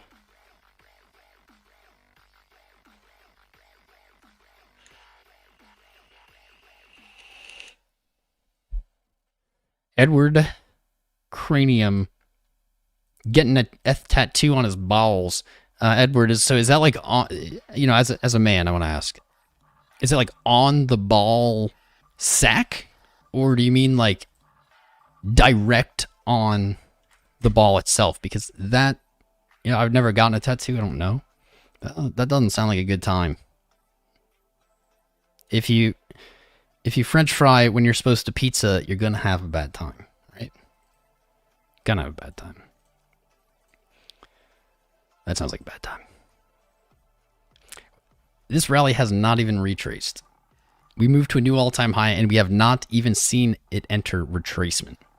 Why do I say that? Learning lesson here.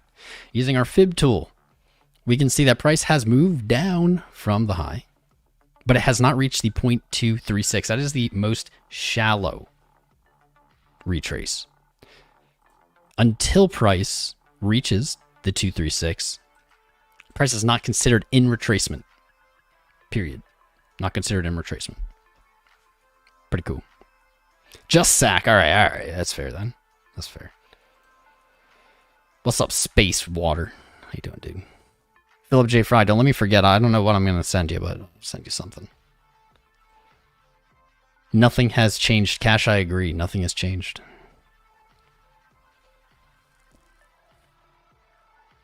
Potatoes, all-time high bear market. Tom Crown, 2001. Denise P. How you doing? Nope. Kamikaze X. Do another fib circle? I think it could be a fib circle time. Just enough to reach tattoo levels and go to bear market? Probably. Benjamin Combs said 3 to 6 months around 30 cash. Okay. See, I wasn't wrong. Fair enough. Fair enough. David Bouncer. I'll look at Ray or Port. I'll look at one of those for you. Which one you want? You said Ray first, so I'm going to assume you want to see Ray more. Don't have a chart. Mr. Beltson. Honestly, I'll just say to everybody, be very careful with alts right now. Entering new alt positions right now, very sketch. Doesn't mean it can't work, but very high risk. When Bitcoin moves, when Papa Corn moves, man, it can be very unkind. And in fact is consistently very unkind to alts. But Ray here doesn't look the worst. Ray sitting at a little support here on the weekly. Been tested multiple times. I'd say it's about 950. 950. Got $12 resistance above. And 1648 is going to be that coveted target to break, isn't it?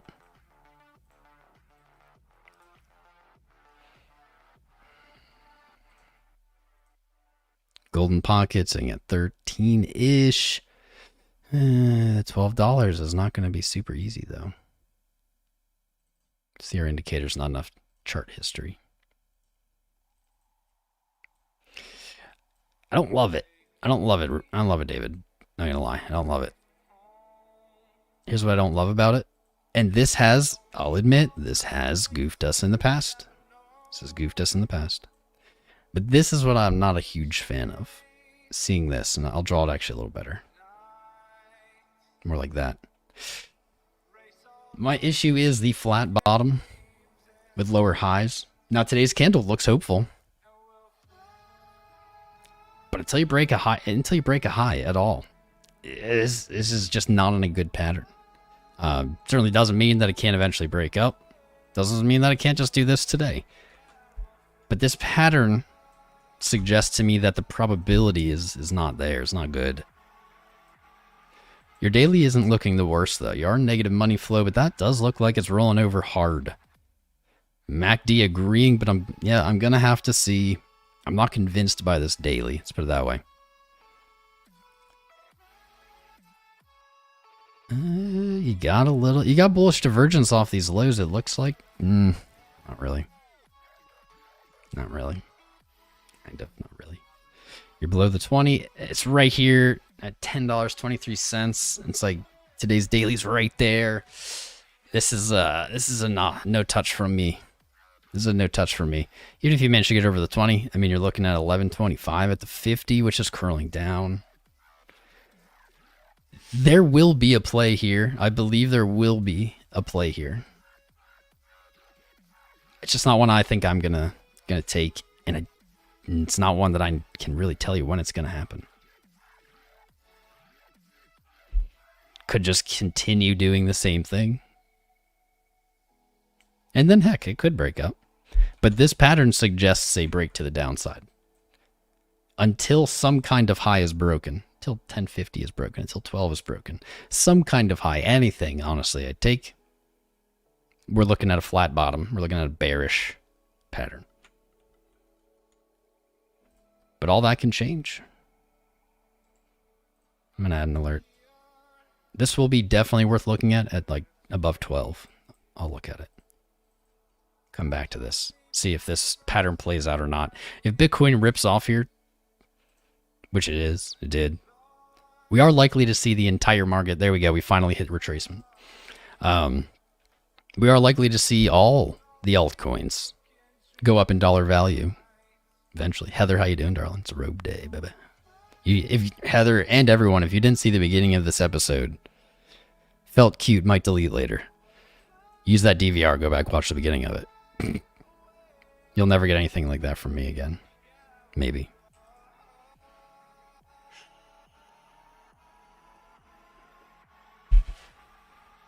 Did you bite, mellow fellow? I'm there with you. I'm there with you, mellow fellow. Did you bite's my jam? Let me spam these buttons. Let me spam my buttons. Let me see one more actually thing on my side here. Let's see. Nice. 8 of you. It looks like 8 of you have taken advantage of the offer. You guys know I don't like shilling, but I feel actually a lot better about it when it's not about crypto. I do love energy drinks, and I do actually... I love these energy drinks. It's all I'm drinking. If you use the link in the video description below, and I'll put it in chat, I believe GamerSups is celebrating our partnerships by giving out, I think it's like 50 or 100 samples. Free samples. You don't have to give them your information. You don't have to give them a credit card. They're just sending out free samples. Try it before you buy it. I think 8 of you have taken advantage of it, so that means there's quite a few more. Go for it.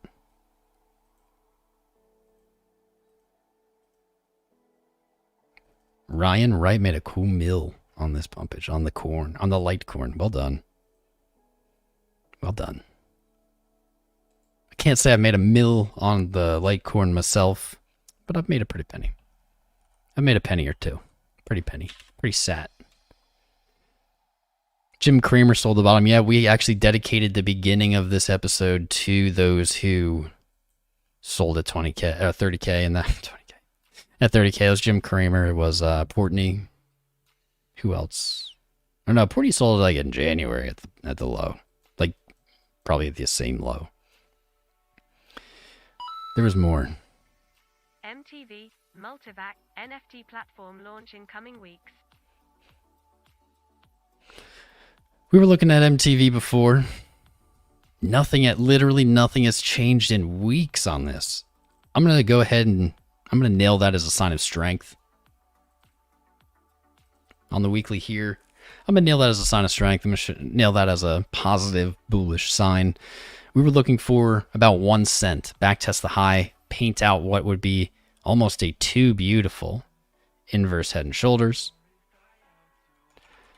But now it's been 1, 2, 3, 4, 5, 6, 7 weeks, and we've just traded sideways at our high. That's showing a lack of selling pressure, especially as we see buying momentum waning off. We're not seeing the price wane off.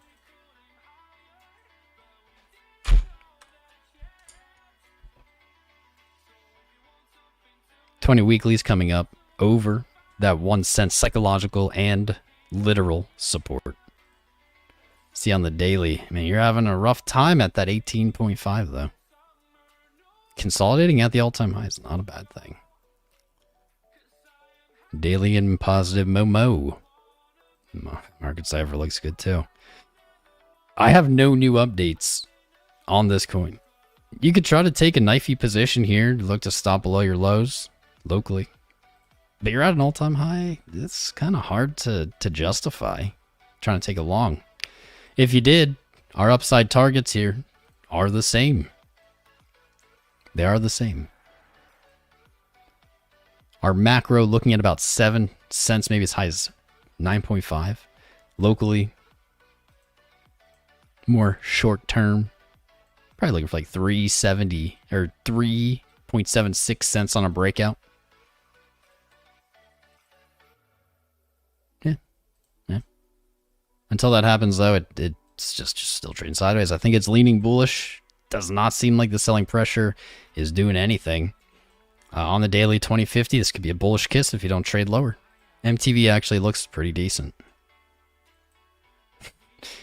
MTV. Music television. Honey has my code for that site advertising. What? What? Honey has my code? That code was just created like 2 days ago. What's up, Sylvie? Sylvie? Well. Here we are. Lizard King. Is that Chris? Is that Lizard King? Do we have all the OGs here? Where are the retracement levels for BTCS? Dylan Chaffee. Well, we just touched the very first. We're zoomed in here. Just on this rally today. We just now entered or officially have retraced. Rarely do we get bounces from 236. Rarely. When we do, they can be explosive. Where we would typically look, but this is the problem, guys, we're in price discovery. And where we typically look doesn't really fit price discovery's vibe. Time will tell. Still could. But where we would typically look would be down here, our golden pocket. Starting about 65k. Our 0.5 is a very probable retracement target. That's really close to the same value. 65.3, 69, nice. This is where we would look every other day. Every other time we've streamed, we've done this. And we've said this is our target for today. I can't apply the same tools. I can't apply the same logic during price discovery. Can't do it. They just don't work. The market changes its vibe. And so we too must change our approach.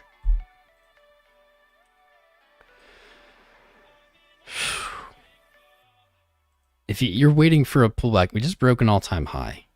If you're waiting for a pullback, what were you doing back here? I have two questions. What were you doing in September? And what were you doing May, June, July? Where were you? You had all this time. June, July, August, September. You had all this time. I don't know. I don't know what to tell you. Typically, we do see some kind of rally above the all-time high and then a move below to rally back up. But usually it's very quick. We see this a lot. Rarely do we ever see something like this where we touch the all-time high and bounce. Actually, the all-time high would have been like right back here. There. Rarely, and I would say almost never do we see that. We don't see clean entries in price discovery. In price discovery, entries are all but non-existent.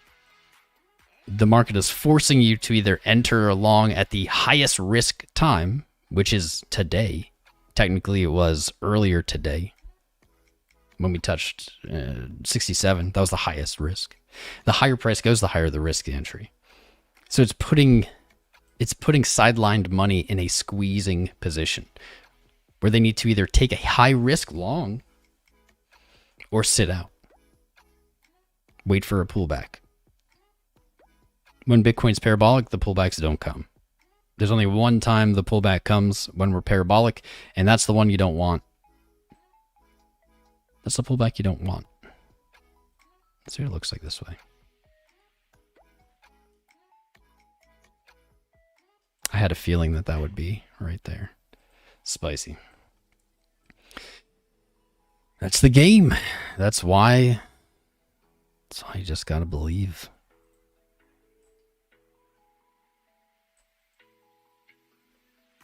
Are you there, Goddess Me Dave? Will you play Where the Cheese At by Ween? It's not copyrighted. Brother, we can't play anything that's not on this player. Sorry, brother. We can play some pump music, but we've had too many problems with music. YouTube is not relaxed with music choice. Dan, is Richard Hart still calling this a dead cat bounce? Who knows, man? Everybody, dead cat. Oh, it's funny because we were calling for the dead cat bounce target at 48k, while everyone was calling for lower. And then once it moved above 48k and didn't reject, we were like, well, the next target's 58.8 and we're back at the all-time high. We're going to look for new all-time high. And then everyone started calling it a dead cat bounce. Do you notice how everyone, and this doesn't mean literally, but this means the majority, are always one step behind. They're always one step behind of the cycle. It's going up, it peaks, and then they buy in. Then it falls and they sell. Then it goes up and they buy. They're always one step behind. You have to position yourself to be one step ahead. Typically, the way to do that, and I'm not saying that's an easy task. Typically, the way to do that, though, is by using limit orders. Using small position sizes and using limit orders. Limit orders force you to be a step ahead. You cannot place a limit sell order under price. So 66.2 right now, you can't set a limit sell at 65. You can only set a limit buy at 65. You could set a limit sell above price, 67. That forces you to be ahead of the market instead of behind the market, which is typically what happens when people use market orders. They're buying after the pumps happen. They're selling after the dumps happen. The trick, and this is all my opinion, the trick to limit orders is the position size. If you put your entire portfolio for sale at 67,000, now you're out of options. You've backed yourself into a corner. If you put 1% of your portfolio for sale at 67,000, you're fine if it keeps going. If it keeps rallying, you don't miss out. You don't really care. Doesn't bother you. Moving slow. This market, for whatever reason, makes people very hungry. Makes them want to get rich quick. And I've found that the slower you approach, the slower you move, the more you fight that get rich quick feeling, the more successful you are. Typically, people who can't do that just don't last. At some point, they sell all their portfolio. Price goes, and they can't ever get back in. Moving slow doesn't feel good, but it works. People who move fast lose fast. I'll retweet that. Stephen Harris on Twitter. How about those Litecoin holdings you've been defending?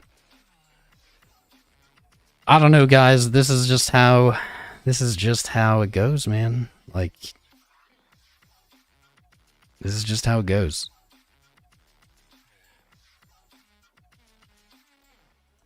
Every time. Every time, like, I have a bag that gets mocked, it ends up doing awesome things. Every time. Best example was Doge. Dogecoin in 2020 even. Even just saying you had some Doge, even though it was like, yeah, I have like $150 maybe of like Doge, you know, whatever. Like people would mock you. They're like, you're so dumb. You're so dumb for having Doge. Oh my God. El Fresco. The Fresco is here. Holy moly. Where have you been? How are you doing, brother? I don't think I've seen you in a year. I miss you. Come back to us. What a day. Vesemir's here. Sylv's here. Fresco's here.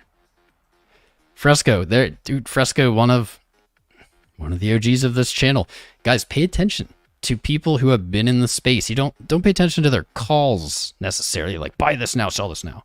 Pay attention to what they've done throughout their years. That's what's important. What is the common factors between people in crypto who have been here longer than, say, 4 years, 5 years? The common factor typically is they don't do a ton of selling. A lot of them do. A lot of DCAing, a lot of dip buying, a lot of just small adding of positions. And people can say whatever they want about that. Oh, but you're leaving money on the table. I don't care. That is maybe the only common thing. Period. Because it works. Because everyone else who doesn't do that, everyone else who's constantly selling all of their Bitcoin, rebuying, reselling, they don't make it. Period. They just don't make it. They never make it to the moon, man. They jump off the rocket ship like, I don't know.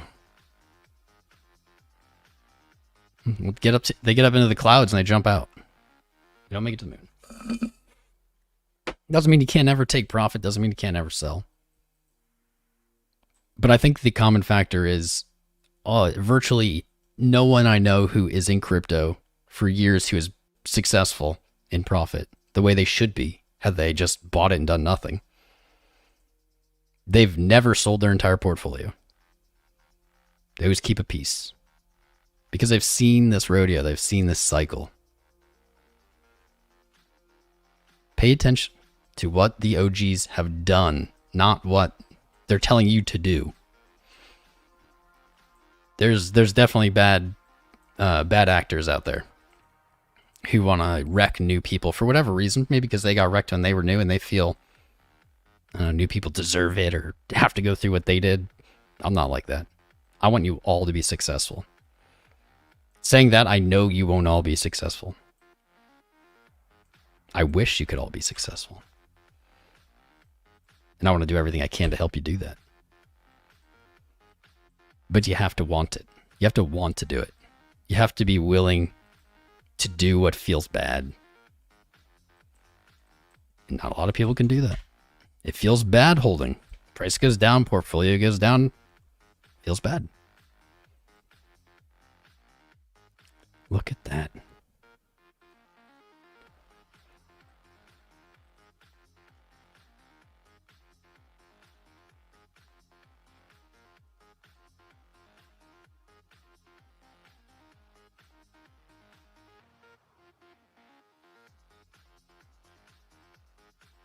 This could be a meme.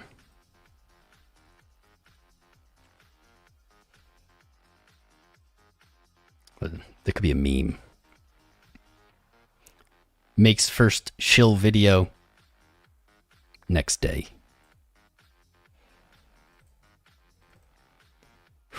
Pull yourself up by your bootstraps, Litecoin. You've got potentially a long road ahead. I'm looking forward to it, baby. My butt trade, let's take a peek. From 163, my butt purchased $50,000 worth of Litecoin.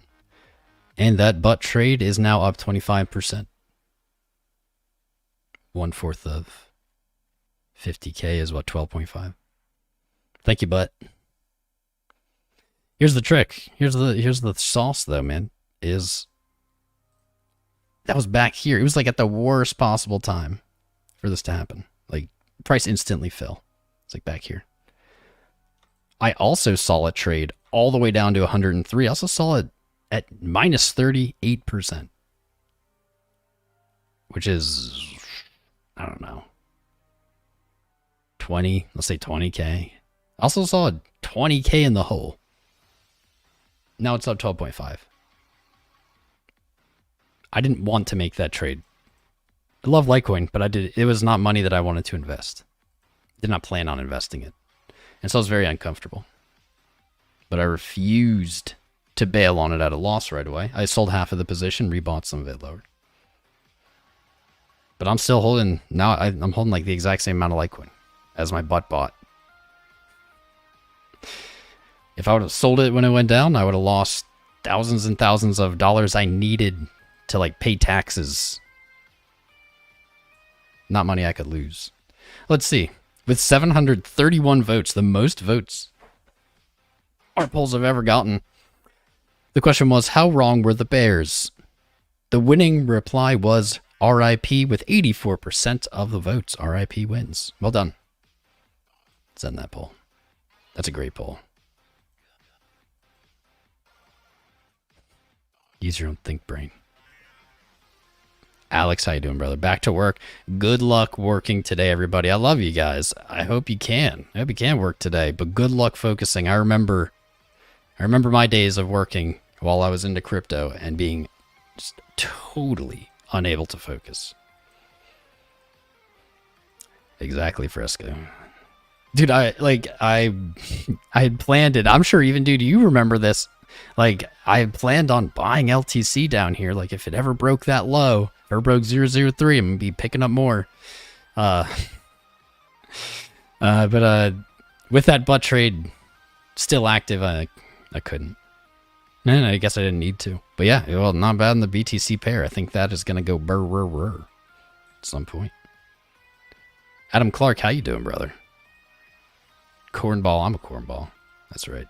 Sarah Case. It's a little stressful thinking how much more expensive DCAing is into Bitcoin. Is about to get the gains already. Dude, Sarah, there's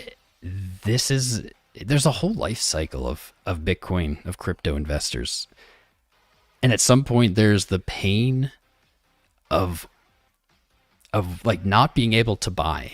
And I say that even though that's not literally true, but not being able to buy, because in my memory, like 0.01 Bitcoin is still $100 or less.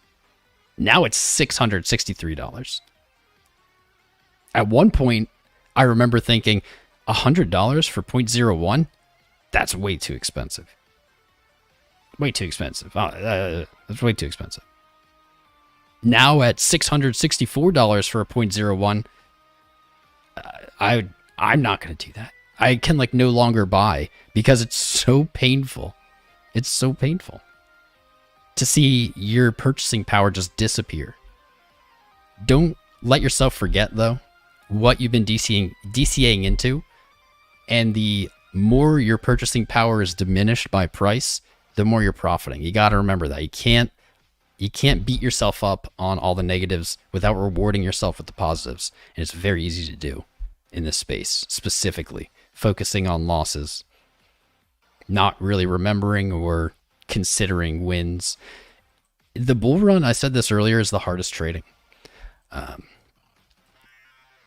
the reason is that it comes from that same thought, is beating yourself up over, oh, dude, I missed that pump on whatever. Ugh, I suck. Even though you're up, I don't know, a decade's worth of gains in the stock market. You're beating yourself up over missing a pump. Eventually you get angry and you market order into the pump and you get wrecked. You chase the top and you get wrecked. More people get wrecked in the bull market than the bear market. I guarantee it. Appetites get too big. People, they just get tunnel vision and they start chasing. They just chase. They go into chase mode. And the bull market rewards them for a little bit. It gives them some of that dopamine. It gets them addicted. It's like, put money in anything, goes up, you win. And then you'll notice this too. New investors, you'll notice this soon enough. They'll all think that they're the smartest geniuses on the planet. They know everything. Dude, buddy, I bought this coin and it went up. I think I know. Like my friends that jump in, dude, they don't listen to me because they bought Crap Coin 2 and Crap Coin 2 went up. And so like they know crypto. I don't know crypto apparently. Like my friends who know that I do this. It's overwhelming how powerful it is. Just makes you feel like you know what you know the future. The reality is the market is conditioning you the same way it conditions you in the bear market to believe every rally will fail. The bull market conditions you to believe everything is going to always rally. Everything is a win. And that maybe even you know some secret, or you're just smarter than everyone.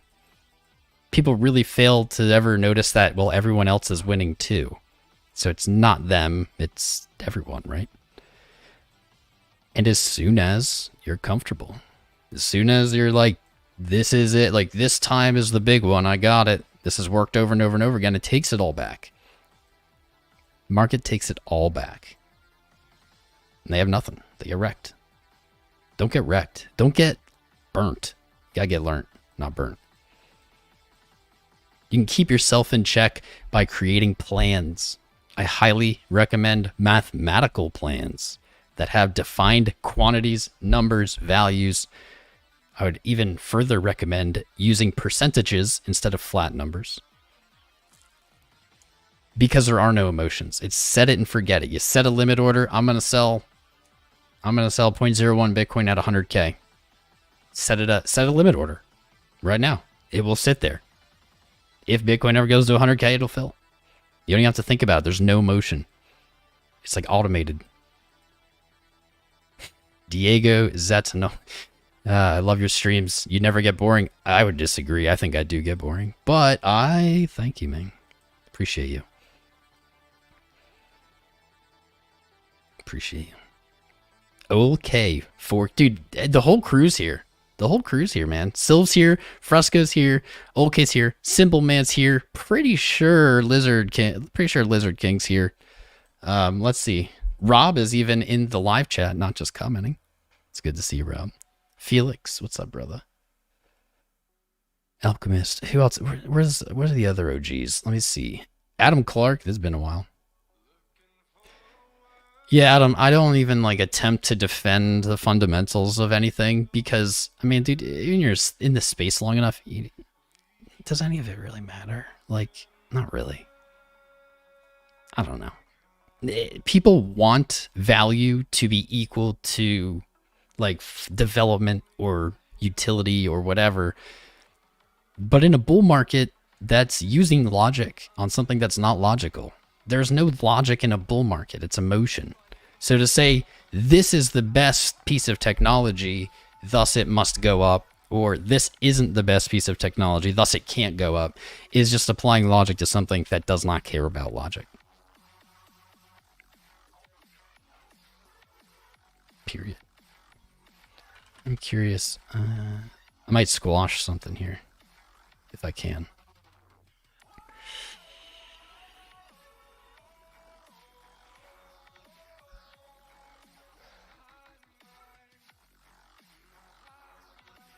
There's no development.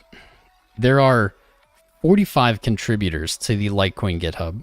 There's 102 merge pull requests, 2,772 forks, 383 closed issues, and 530 watchers. I don't know if you can say there's no development, no, etc.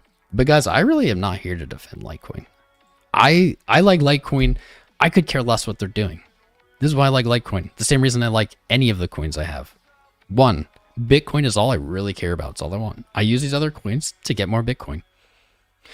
The other coins that I like are proof of work, decentralized, and have long blockchain histories, have been around, have survived the test of time. What coins fall into that category? The first one that comes to mind is going to be Litecoin. Second one, probably Monero. Third one, Digibyte. Fourth one, I don't know, Vertcoin. There are coins that aren't popular. They're not buzzed about. You know why? Because I haven't pumped yet. You'll see a magical change of sentiment. Once something pumps, I don't know, like, will all this pump? I hope so. I think so. I don't know the future. But every time and time again, nobody cared about Doge last year. All of a sudden, Doge pumps, and now it's like, does Doge have a use case? I mean, who knows? Who cares? All that matters is number one up. People like it now. Oh, Doge. Crap. I forgot Doge is on that list. Whoa. I almost didn't include that one. Holy crap. That's why I had Doge. Because it fits what I want, what I like about, what I think embodies the spirit of the space. That's my choice. That's it. I don't care about anything else. Don't forget, I just don't care about any other concepts. As long as it's proof of work, as long as it's decentralized. So you could have proof of work with a pre-mine. You could have proof of work with an ICO, aka Ethereum. I don't hate Ethereum, but it's not in my list of coins that I believe in that same idealistic way. We need Rico. Where is Rico? Let's summon him on Discord. We'll summon him. Oh, crap. Let me disconnect there. I have to tell Rico. I'm just going to ping him on Discord. That Fresco's back. We need all the OGs. I'm trying to think who else should be here. Jess is here, of course. Gregzilla. Gregzilla's here. You know, Gregzilla. You've earned it. Vesemir. Vesemir's always here, but I still appreciate you. Phil Fry, can we look at Algorand? We can look at Algorand because you won the challenge. You won the challenge. Those red shoes. Here's the problem. This is kind of like why I'm not avoiding looking at alts today, but I'm not super into it. I'm not enthusiastic. Is because this is pretty much what I expect to see on every single altcoin chart. Is just consolidation. Something that we really can't TA very well. We have, what, is that the all-time high? Probably. No, not technically. So just under the all-time high. Man, our 264 never hit. Hasn't hit yet. In-stream trade, baby. That's why you got to watch. They're not planned. When I see them, and I just place them. Here's one right here. Algorand for 127%. Almost a 6-to-1 risk to reward. We got filled. We did not get stopped. That's right. RSI, dude, it's just consolidation. It's all just consolidation. I think pretty much across the market, that's what we're going to see today on alts. They're not likely to make significant like downside moves. Some of them may make significant upside moves with Bitcoin. Maybe we should check out CoinGecko here soon to see if that is the case. We probably will. But this is what we're going to see. I have a feeling on everything. It's just going to be symmetrical triangle. Here's the problem with symmetrical triangles. When your highs and lows are coming closer, you don't have a trading edge. There's no edge. You have, it's like a 50-50 probability on a symmetrical triangle. These do not lean either direction. Now, if we want to say Bitcoin broke an all-time high, total market cap broke an all-time high, trend is bullish, so that 50% maybe becomes 51, 52%. You could argue that. But why do that trade? You know, like why take that trade? Just seems odd. Now, nothing to do with algo. I'm just talking about charts right now all over. Not algo. Algo looks decent. And it's over 9,000. It's over 9,000. What's up, Corrado? My brother. How you doing, man? I haven't chilled the patron in a while. That's because it's later in the month, and I'm an honest fellow. Typically, I don't promote the patron after about the second week of the month, because if you sign up now, you'll get billed on the first of the month again. When November rolls over. It's only like half the month. I don't feel right about that. But if you'd like to sign up, if you feel that the monthly membership, you know, there is actually that limited time, kind of just like social night membership that's cheap. That might not be bad. If you feel it's worth it, go for it. 420 likes, folks. Hit it. That's right. We need 420. 420 or death. How many do we have? Actually, I can't believe we don't have 420 already. Kind of disappointed. You guys. There's an all-time high. I'm wearing a robe. I made like a Bond villain intro. We don't even have 420 likes. Those are rookie numbers. You have 374. Okay, that's not bad. That's not bad. 374. At this point, I've noticed that when we stream, only for about the first hour, do we really, how to say this? Do we really like gain momentum on viewership? It's just like time and time again. At 1 hour, we see the stream's viewership peak, and then it slowly trails off. I'm not saying shadow ban. I don't think we're shadow banned, but we certainly, after an hour, kind of like stop getting promoted in the same way. It's undeniable. Every stream. So we've waned off a little bit here. We're doing good in the search. We're number 2, Bitcoin Live. Number 1, Bitcoin Live Trading. Number 1, Bitcoin Price Live. Those are boring. Someday I hope we show up for the keyword Bitcoin. That would be great. Someday. But Philip J. Fry, I love your name, man. Thank you for finding that tweet. You can't hate what you see here on Algo. You can't hate it. It looks all right. You know, you're consolidating. You know, maybe a symmetrical triangle, but you're still consolidating. You're not seeing lower lows. You're virtually at the all-time high. I mean, that's the next target. You're just looking to retest that all-time high. The issue is the chart, we don't have it yet. We don't have it. And alts right now are just going to be so sketchy. We're going to see random ones pop off. Not a lot. Not a lot of them. But random ones will pop off on the pump. When we see an extended upside, we'll see. A lot of them. Not a lot of them. A few of them pump off. But most of them will do nothing or kind of just bleed. Just slowly go down in a painful way. Again, going back to that market, trying to make you feel a certain way. What's happening literally is dominance is rising. meaning Bitcoin taking up more of the market cap, siphoning the energy, spirit bomb style Goku from the alts.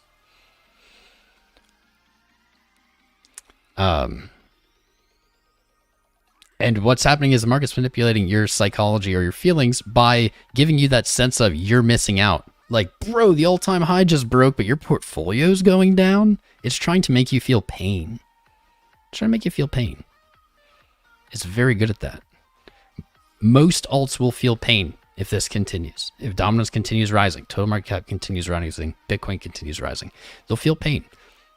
They may go up in dollar value, actually. Very few will pop off, but a few may go up a little bit, but it will just be less than Bitcoin, and it will feel bad. As soon as everyone is in the utmost misery of this feeling, and they say, screw alts, this is a milestone of the cycles, is at some point, people say, screw Bitcoin, man, alts, so much more gains, Bitcoin's for chumps. At another point in the cycle, all those same people say, alts are stupid. Bitcoin's the only thing moving. Altcoins are for chumps. Pretty much exactly when you hear those milestones is when it's going to reverse. As soon as everyone starts chasing Bitcoin, alts are going to pop. Once everyone starts chasing alts, Bitcoin's going to pop. They're going to do a seesaw. Or at least that's what we've been predicting for years and hoping now. Haven't quite seen it yet. But we saw it last time. We saw it in our last cycle. We have these little dead cat bounces of dominance before reaching a low on dominance and then entering a bear market where dominance takes over as all these kind of random projects fade away, disappear. People who invested in them just because they thought they were going to make a ton of money bounce out. Some people are making an argument of this being similar to this, and I can't deny it. I can't say that they're totally different. They're somewhat similar. However, I think it's kind of just that bias playing a role here to identify it here. Because why wouldn't we say, I don't know, why wouldn't it be this? I think it's because they don't zoom in enough, maybe. But like, why isn't it this? Why isn't it maybe here? This looks very similar. It's not a double bottom. It's like a triple bottom kind of thing. But I don't think there's any reason to just jump to the end of the cycle as soon as we see dominance like moving up. We can see that dominance, actually, this is going to get spooky now. I haven't seen this right here. Growth to FI on BSC and AVAX about to break out. Thoughts? Uno segundo, my friend. Ultra Chaos Steve, I don't know if you're still here, brother. He tipped me off to the 20 rejection on the weekly here on dominance. So I didn't ever notice this before. I want to get through this, then I'll take a look at that for you, man. July 10, 2017, we had the same thing. We had a rejection from that 20. On the next dead cat bounce for dominance, we broke through the 20. Spookily enough, here we are, rejected from the 20, retaking the 20. This may be what we're seeing. I have 54.21% there. I just picked the 0.5 retrace. I don't know where it's really going to go. This is our second rodeo on alts for a bull cycle. But, yep, just to squash that, I think it's silly to assume or just jump to end of cycle here for dominance. I think it makes much more sense to examine here in July, August, September, October 2017. And we can back that up with evidence of we had a rejection from the 20, just as we had a rejection from the 20. We fell, and then we retook the 20. We fell, retook the 20. That just happened. Now we're looking for a retracement. This may be a very healthy dominance move. Might not even make it that high, but it falls down lower. I fully expect a lower low to end this bull cycle on dominance. Fully expect it. Bitcoin dominance, this chart is intrinsically bearish. It almost can't just mathematically be bullish. I'll leave that one. Because at one point, Bitcoin was the only coin. It had no competition. It was 100% of the market. Yo.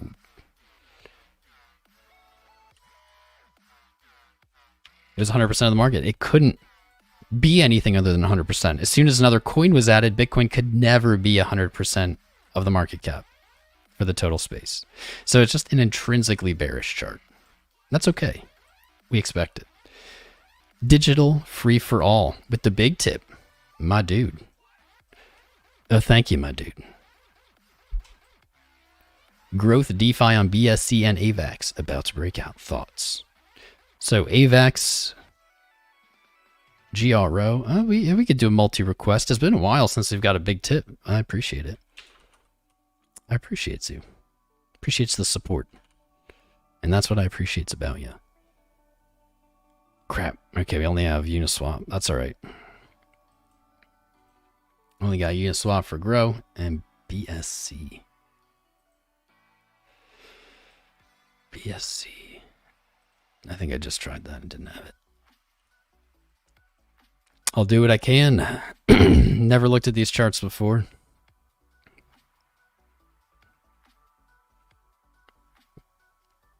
BSC. Why is this not showing up? On B. Yeah, I'm an idiot. I'm live. Sometimes I'm allowed to be an idiot.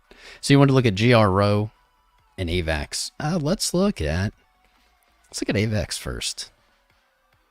Let's look at AVAX. I'm going to start with a new chart. We'll look at what I had written or what I had plotted out long ago. We'll start with a new chart. It was a big tip. First one in a while. So we'll do you a good service. Click. Monthly AVAX really has 4 values. $4.33, $11.95, $32.82, and 66.63. You probably already knew that. Not enough chart history really to use the monthly, but we like to snipe those levels to see how they've played out on the weekly, on the smaller time frames. Pretty good here. Earlier in September, we had a back test of that 32.82 before, putting in a higher high at the mid-September mark. Now we pulled back. So what do we want to do here? First, we want to let's first identify any trends that might exist, which there could be. Not confirmed here. We'll slap that on for now, though I don't think that actually is going to play. Then we're going to look at our moving averages. You're high above your 20, high above your 50 on the weekly. No problems there. No problems there. Typically, I would say, had we not had this backtest in September, typically I would say I would look for the backtest. But we already had what I call a kicker candle here on the weekly with that backtest after we broke through it 2 weeks past. Then we had a kicker candle to backtest it. I would say most of the time you see that happen, you don't get the predictable resistance backtest because you've already trapped, you've already busted stop orders, you've already trapped shorts, etc. Typically that is a sign the market wants to move up to a new high, which it actually did shortly after. So I won't be looking for it there.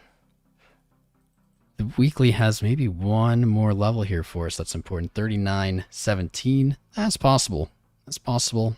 But again, that kicker candle sells it for me. Probably not looking. Uh-oh. The lady feels sick. Let me send her a message here so she knows that I saw it.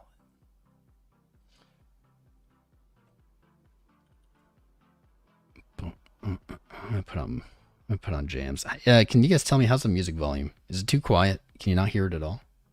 Or can you hear it just enough? Should I turn it up one notch or not?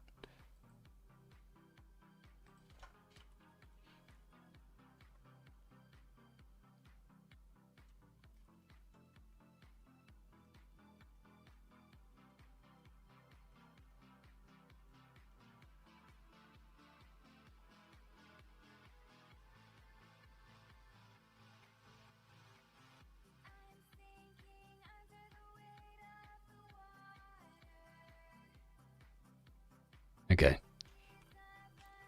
Just had to let her know I heard her. The weekly, so let's see, 4 days to go. I like last week's close here on AVAX. Nice little doji, could be showing some reversal. We don't have it on MACD. We don't have it on RSI at the moment. We got nothing. Market cipher a little indecisive too. We may have more consolidation here ahead.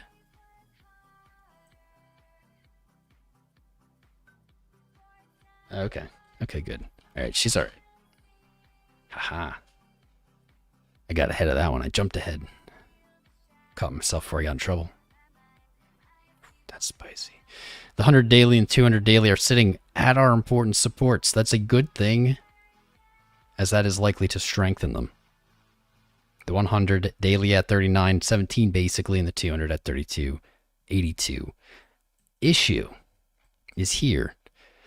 Our 20 and 50 daily moving averages. We're seeing on the daily, without looking at our indicators, kind of some reversally looking action. We have a higher low. We have what could be a higher high locally. The issue is today's candle running right up to that 20. I think we saw this on, is it Ray? It was Ray. We saw this kind of same problem on Ray. You had a big candle, big daily, but you're right at this like major trend setting moving average. And so you're really in the same condition you were in the day before, until you break them. So you can see it doesn't even mean just break. You have to close. Until you break and close above that 20, nothing's changed here. Now it does look decently, probability looks decent. Not gonna lie. Let's see what our indicators say. Market cipher is saying this is straight fire right now. Holy heck. Holy heck. There's a trade here. Money flow just hidden into red territory, but VWAP is disagreeing. And as I'm about to do a live in-stream trade, I need to say, this is not financial advice. This is my opinion. I'm not your financial advisor. Nor is this financial advice. This is my opinion of how a trade based on probability may be played. Disclaimer. Dang, our TP is going to be too low. Momentum. Man, this is juicy, though. Do we have bully div? No bullish divergence on our side. That's okay. MACD is... the selling pressure has disappeared. It has waned off. It's looking to flip positive. We don't have it. A close above the 20 daily likely to show us that flip. What gets me here though, man, is money flow just going red. So here's how I imagine this trade. For this to remain bullish, it needs to basically instantly flip. It needs to just go right back to positive money flow. Typically, that would be not the best thing. You'd be like, because you don't have it. But VWAP is blowing up. VWAP is vertical. That is putting buying pressure. That is supporting price in a way that we don't typically get in this scenario. If this happens, that's how you just get huge moves off of these. We haven't gotten it yet, but that VWAP is very much suggesting it's looking for more. We have a higher high locally, and our previous swing low on VWAP much lower. So what we're seeing is a smooth upwards pressure here. I think this trade can be imagined. We're going to have to put it on a smaller time frame. Can be imagined. Man, how risky do I want to be? Let's see where our 12 hours are.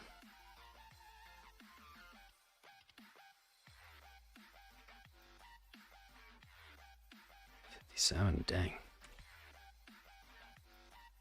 Side the cloud. 58. Not loving this risk to reward though.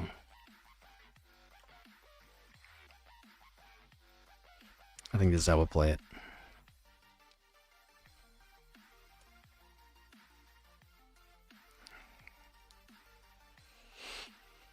Hopefully it fills.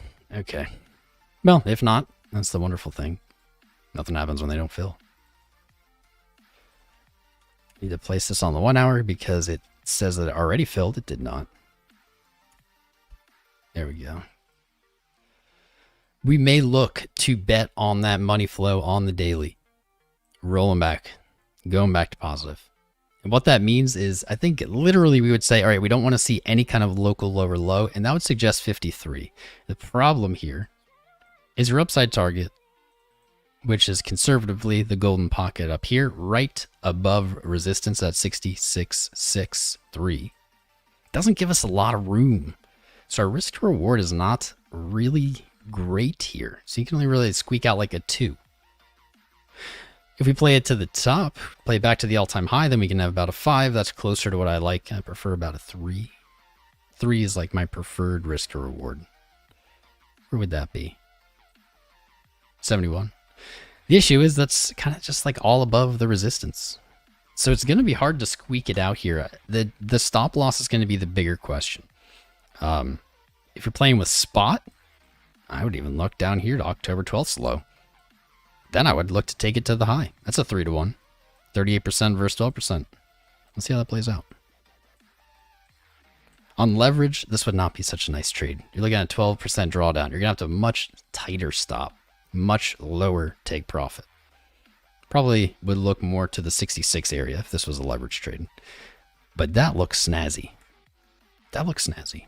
I believe the probability of this trade succeeding is greater than 1/3. That's right.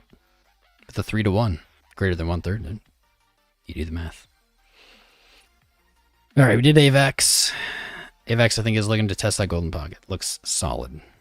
So now you wanted to see your old chart quick. Good, we have mostly the same values. And that trade setup got goofed. Grow. Probably won't spend as much time on this one, not as much chart history. You got your major weekly resistance. Boom, right at your 236 retrace. $26.26. 26.26. Cool. You don't have much support. That's why I'm not a fan of lots of daily greens in a row, is you don't build support along the way. So what have you got? You could bet on a double bottom, kind of like a psychological 20. You have untested daily support at 1872. That could be the play.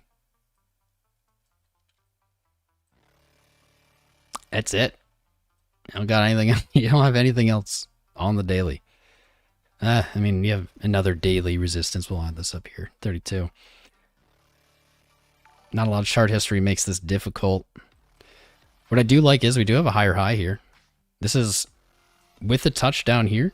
This would potentially be looking to make some kind of harmonic pattern, which you guys know I don't really follow in crypto. I just don't see them play out. But hey, maybe this is the time it does. That looks harmonic AF to me. Someone fact check that, because I don't know them. It's a bunch of made up ratios. It's just I don't know, a cooler way of looking at fib. That's how I feel. I could look at 1872. You could try to catch a knife at 20. Wouldn't be my jam. Wrong grow, Tom. No. You said GRO. How can it be the wrong one, though? I mean, I believe you. Whatever this is, though, hey, man, there's a trade set up somewhere there. Not financial advice. Let's see how this plays out. 7%. Let's go for like a 3. There we go. See how that plays out. Maybe it'll fill, maybe it won't. All right, let me see if there's another grow. Double grow. Say like grow 2.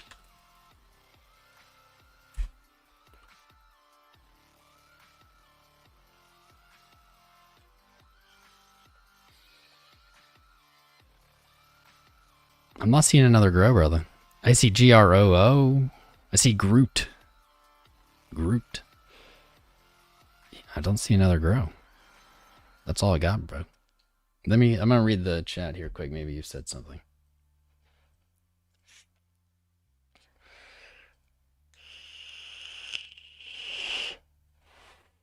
Growth DeFi. Growth? Dude, I can't even. Is it on, yeah, trade the wrong grow, apparently.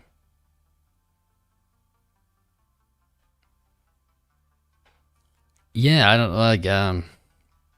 Doesn't seem to have it.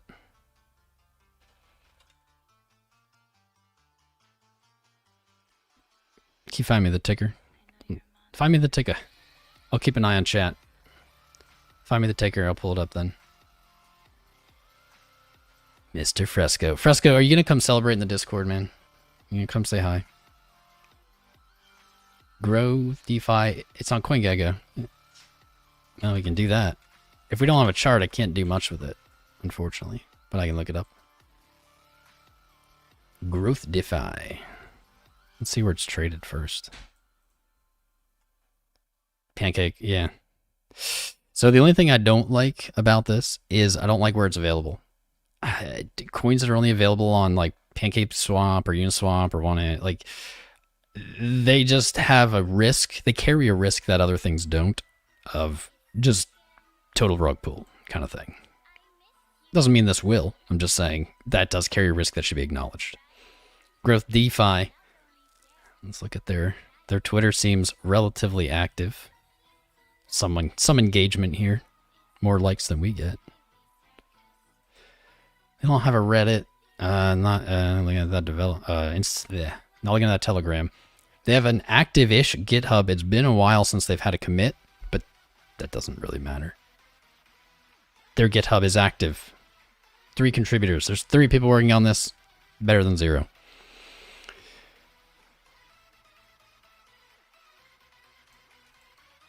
Let's see. Where's the info? Or does it just like tell me that one sentence about it? Looks like 41% has been burned. There is a question mark max supply. Here we go.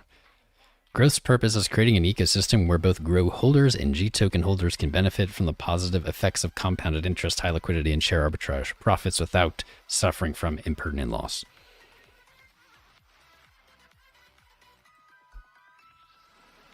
The all-time high, 171. Currently at 94. I mean, I can't really chart it, but man, 171 would be the logical target. Retest that all-time high with the rest of the market. I appreciate you, man. Thank you for the yummies, for the supports.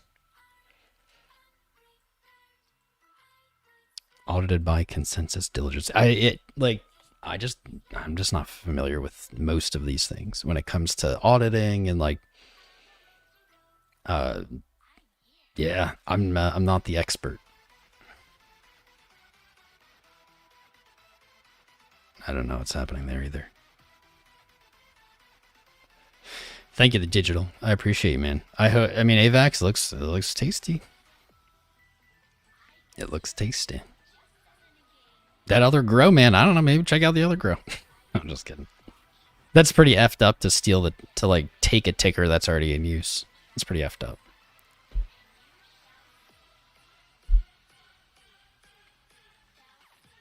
Ethereum and BTC pair.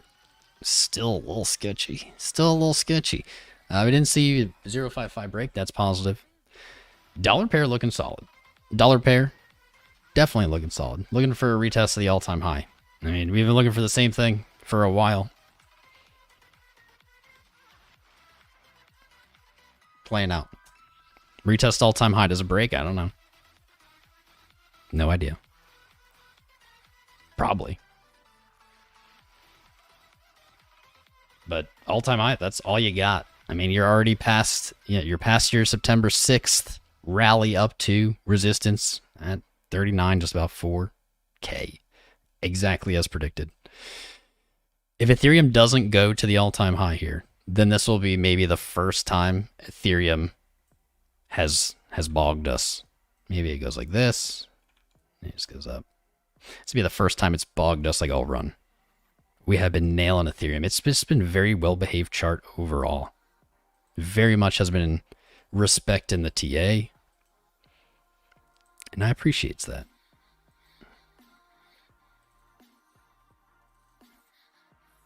VWAP's up, money flows up. I mean, this looks solid on the day. It's looked solid on the month forever. feels like forever now.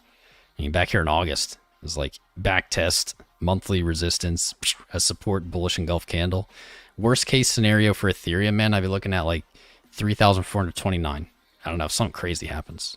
Back test that monthly resistance as support. I don't think that that's super likely with the way the rest of the market's postured. Weekly is above the resistance. 4 days to go, so it's not closed, it's not confirmed, but a nice close there.